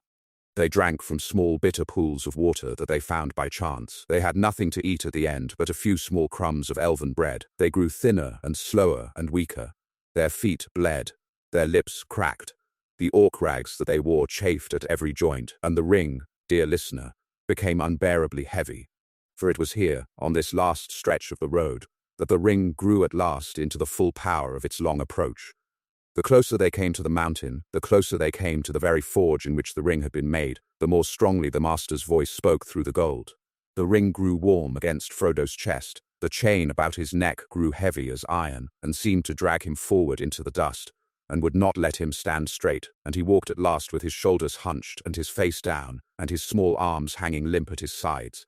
He could no longer speak much, he could no longer eat much, he could no longer remember things he had known.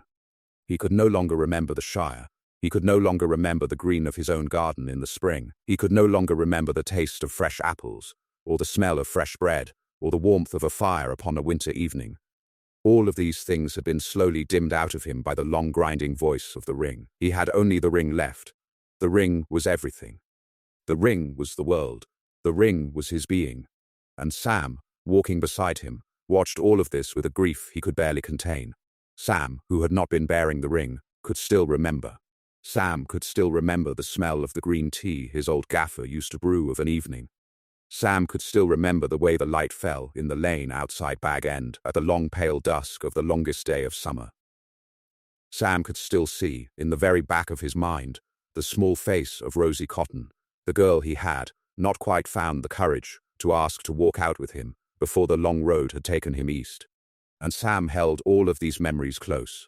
He spoke of them sometimes in the small breaks when they hid by day. He spoke softly to Frodo of small things, of bread, of bath water, of the smell of pipe smoke, hoping that perhaps these small, ordinary things might reach down through the ring's voice and remind Frodo who he was. Sometimes they did, for a moment. Mostly, they did not. And so, slowly, weaker every day, the 2 small hobbits crossed the plains of Mordor. They came, at last, after many days of slow walking, to the very base of the great mountain, and they began to climb. The climbing was worse than the walking. The slopes of Mount Doom were steep, and the rock was loose and treacherous, and the heat from the molten core within rose up through the soles of their feet, and Frodo's chain about his neck seemed to grow heavier with every step, and at last he could no longer stand. He fell forward onto his hands and knees, and he could not, by any effort of his small will, push himself back up. And Sam, looking down at his master in the cinders, watching him struggle and fail to rise, made a small decision. He could not carry the ring for Frodo. The law was very clear about that. The ring could not be taken from its current bearer except by force, or by free gift, and Sam would not take it by force, and Frodo would not now give it freely. But Sam could carry Frodo. Frodo had carried the ring all this way. Sam could carry the bearer. He could not lift the burden, but he could lift the one who bore it. And he did. He bent down, and he put his small arms beneath his master's body, and he lifted him onto his own back, and he carried him up the long, slow slope of Mount Doom, with the ash falling about them, and the heat rising in waves, and the great red light of the mountain's interior glowing through the cracks in the cinders beneath their feet. Sam Gamgee carried his master upon his back, taking step after step after step, never stopping, never wavering, never letting himself feel for too long the impossibility of what he was doing. "Come, Mr. Frodo," he said softly in his rough country voice. "I cannot carry it for you, but I can carry you." And so he did, all the long climb up the side of the mountain, until they came at last to the small high door of the chamber within, the chamber of the cracks of doom, the very chamber in which Sauron had once stood and forged his ring into being, in an age so long ago that the stones of the mountain themselves did not quite remember it. And he set his master down at the threshold, and Frodo found the small last strength to rise to his feet, and he went, alone, into the chamber. The chamber was a great vault of stone, lit only by the deep red light from a long crack in its floor, a crack that ran from one wall to the other, and through which one could see, far down below, the molten heart of the mountain itself, the great fire that had been burning there since before the Second Age, the fire that had forged the ring, the only fire in the world that could unmake it. The heat was tremendous. The air shimmered above the crack. Below, the red fire moved slowly and patiently, as the river had once moved, as all old things move, with all the time in the world. And Frodo stood at the edge of the crack, with the ring upon its chain about his neck, and he took the chain from his neck, and he held the small ring above the fire, in his hand, just as Isildur had held it above this very fire so many ages ago. And the ring spoke. And we must slow down now, dear listener, very slow, and let the moment be what it was. The ring spoke. The ring, which had whispered to him for so many months and so many weeks and so many miles, now, in the place of its making, with the heat of its forge upon his very skin, spoke at the very fullness of its voice. And what it said is not perhaps a thing that can be written exactly in any tongue, for the ring's voice was not in any tongue. But what it said, if one were to render it into words, was something like this: "I am you, and you are me, and there is no longer any line between us, and you cannot now let me go, because to let me go would be to let yourself go, to let go of the very being that has held you upright through all these long miles, to die. To drop me into this fire would not be to drop me. It would be to drop yourself. You would fall in with me. You would burn with me. There is no longer a Frodo separate from the ring. There is only the ring wearing Frodo as a small worn garment. And the small worn garment cannot now choose to throw the wearer away. It has nothing left in it with which to choose. And Frodo, standing there above the fire, with the chain held out over the crack, found that the ring was right. He had no power left, in his small worn body or his small worn mind, to open his fingers and let the gold fall. He tried. He tried with everything he had left. He bent every small remaining sinew of his will toward the simple physical act of opening his hand. And his hand did not open. He was no longer in control of his own hand. The ring was in control of his hand. And his hand drew back, slowly, from the edge of the crack, and he turned, and he faced the chamber, and he heard himself say, in a voice that he could distantly recognize as his own, that he would not, after all, do this. He had come, but he did not choose. He chose, in fact, the opposite. He was the master of the ring now. He would keep it. And he slipped it onto his finger, and he vanished from sight. And it would seem, in that moment, that all was lost. But, dear listener, this is where the long quiet thread of the story, which we have been gathering up since the very beginning of the night, finally comes to its meaning. For Sam, just outside the chamber, watching the small place where Frodo had stood until a moment ago, and now empty of any sign of him, heard suddenly the small mad scramble of feet behind him, and turned, and saw, to his astonishment, Gollum, coming up the slope of the mountain in his last desperate pursuit, having tracked them across all the long miles of Mordor, having clung to their trail through every torment, having lost everything else in the world except his hunger for the small bright thing that was now upon Frodo's invisible finger. And Gollum rushed past Sam into the chamber, and leapt upon the empty air where the ring was, and there was a moment of struggle in the chamber, and Frodo was thrown to the ground, and the ring was torn from his finger by Gollum's small mad strength, and Gollum stood, in the moment of his victory, upon the very lip of the crack, dancing in triumph, with the ring at last in his palm, and the master upon his finger, and all of his 500 years of longing fulfilled. He was so taken with his joy that he did not look where his small mad feet were dancing, and he danced too far, and he fell, and the ring, in his clenched hand, fell with him into the very fire that had made it, and the ring was unmade. Let that moment sit, dear listener, for a long, quiet beat in the back of your mind. The ring, which no being of any power had been able to destroy, which Isildur had failed to destroy, which Galadriel could not have destroyed, which Gandalf could not have destroyed, which Frodo himself in the very end could not destroy, was destroyed all the same, not by any single act of will, not by any single moment of courage, not by any single brave choice at the cracks of doom, but by the slow accumulation of many small mercies stretched out across many long miles. Frodo's mercy to Gollum in the maze of stones, Frodo's refusal to give the order to Sam at that small ambush, Frodo's slow patient companionship with the creature across the dead marshes and into the pass, Sam's loyalty in carrying his master up the side of the mountain when his master could no longer walk, Bilbo's small free gift of the ring upon his own mantelpiece 60 years before, the slow long chain of small kindnesses that had brought Gollum, alive to the very edge of the crack at the very moment when no other force in the world could have done what needed to be done. The ring was unmade, not by greatness but by smallness, not by power but by mercy, not by will but by grace. And this, dear listener, is at last the second and deeper half of the answer to the question we set ourselves at the beginning of the night. Why could Frodo not, at the end of the road, destroy the ring? Because no creature could have. Because the very nature of the ring at the cracks of doom was such that no bearer's will could match its master's voice in that hour. Frodo was not weak.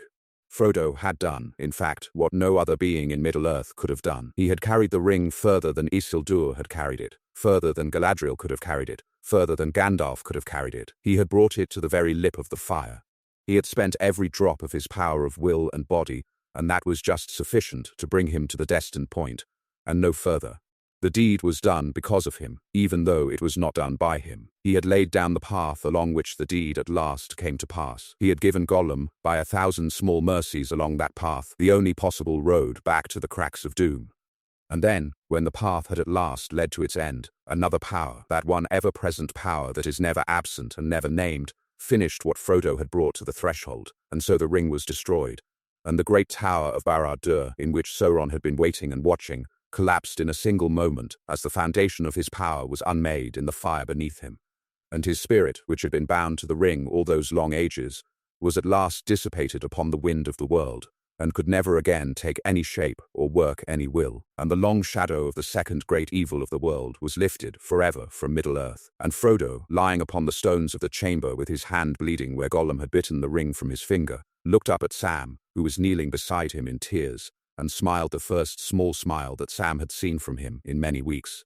And the two small hobbits dragged themselves out of the chamber and down the long slope of the mountain, expecting only to die there in the falling ash, and would have died there, had not the great eagles of the high north, summoned by the wizard Gandalf, come flying down through the smoke to find them, and to lift them up out of the cinders, and to carry them away to safety.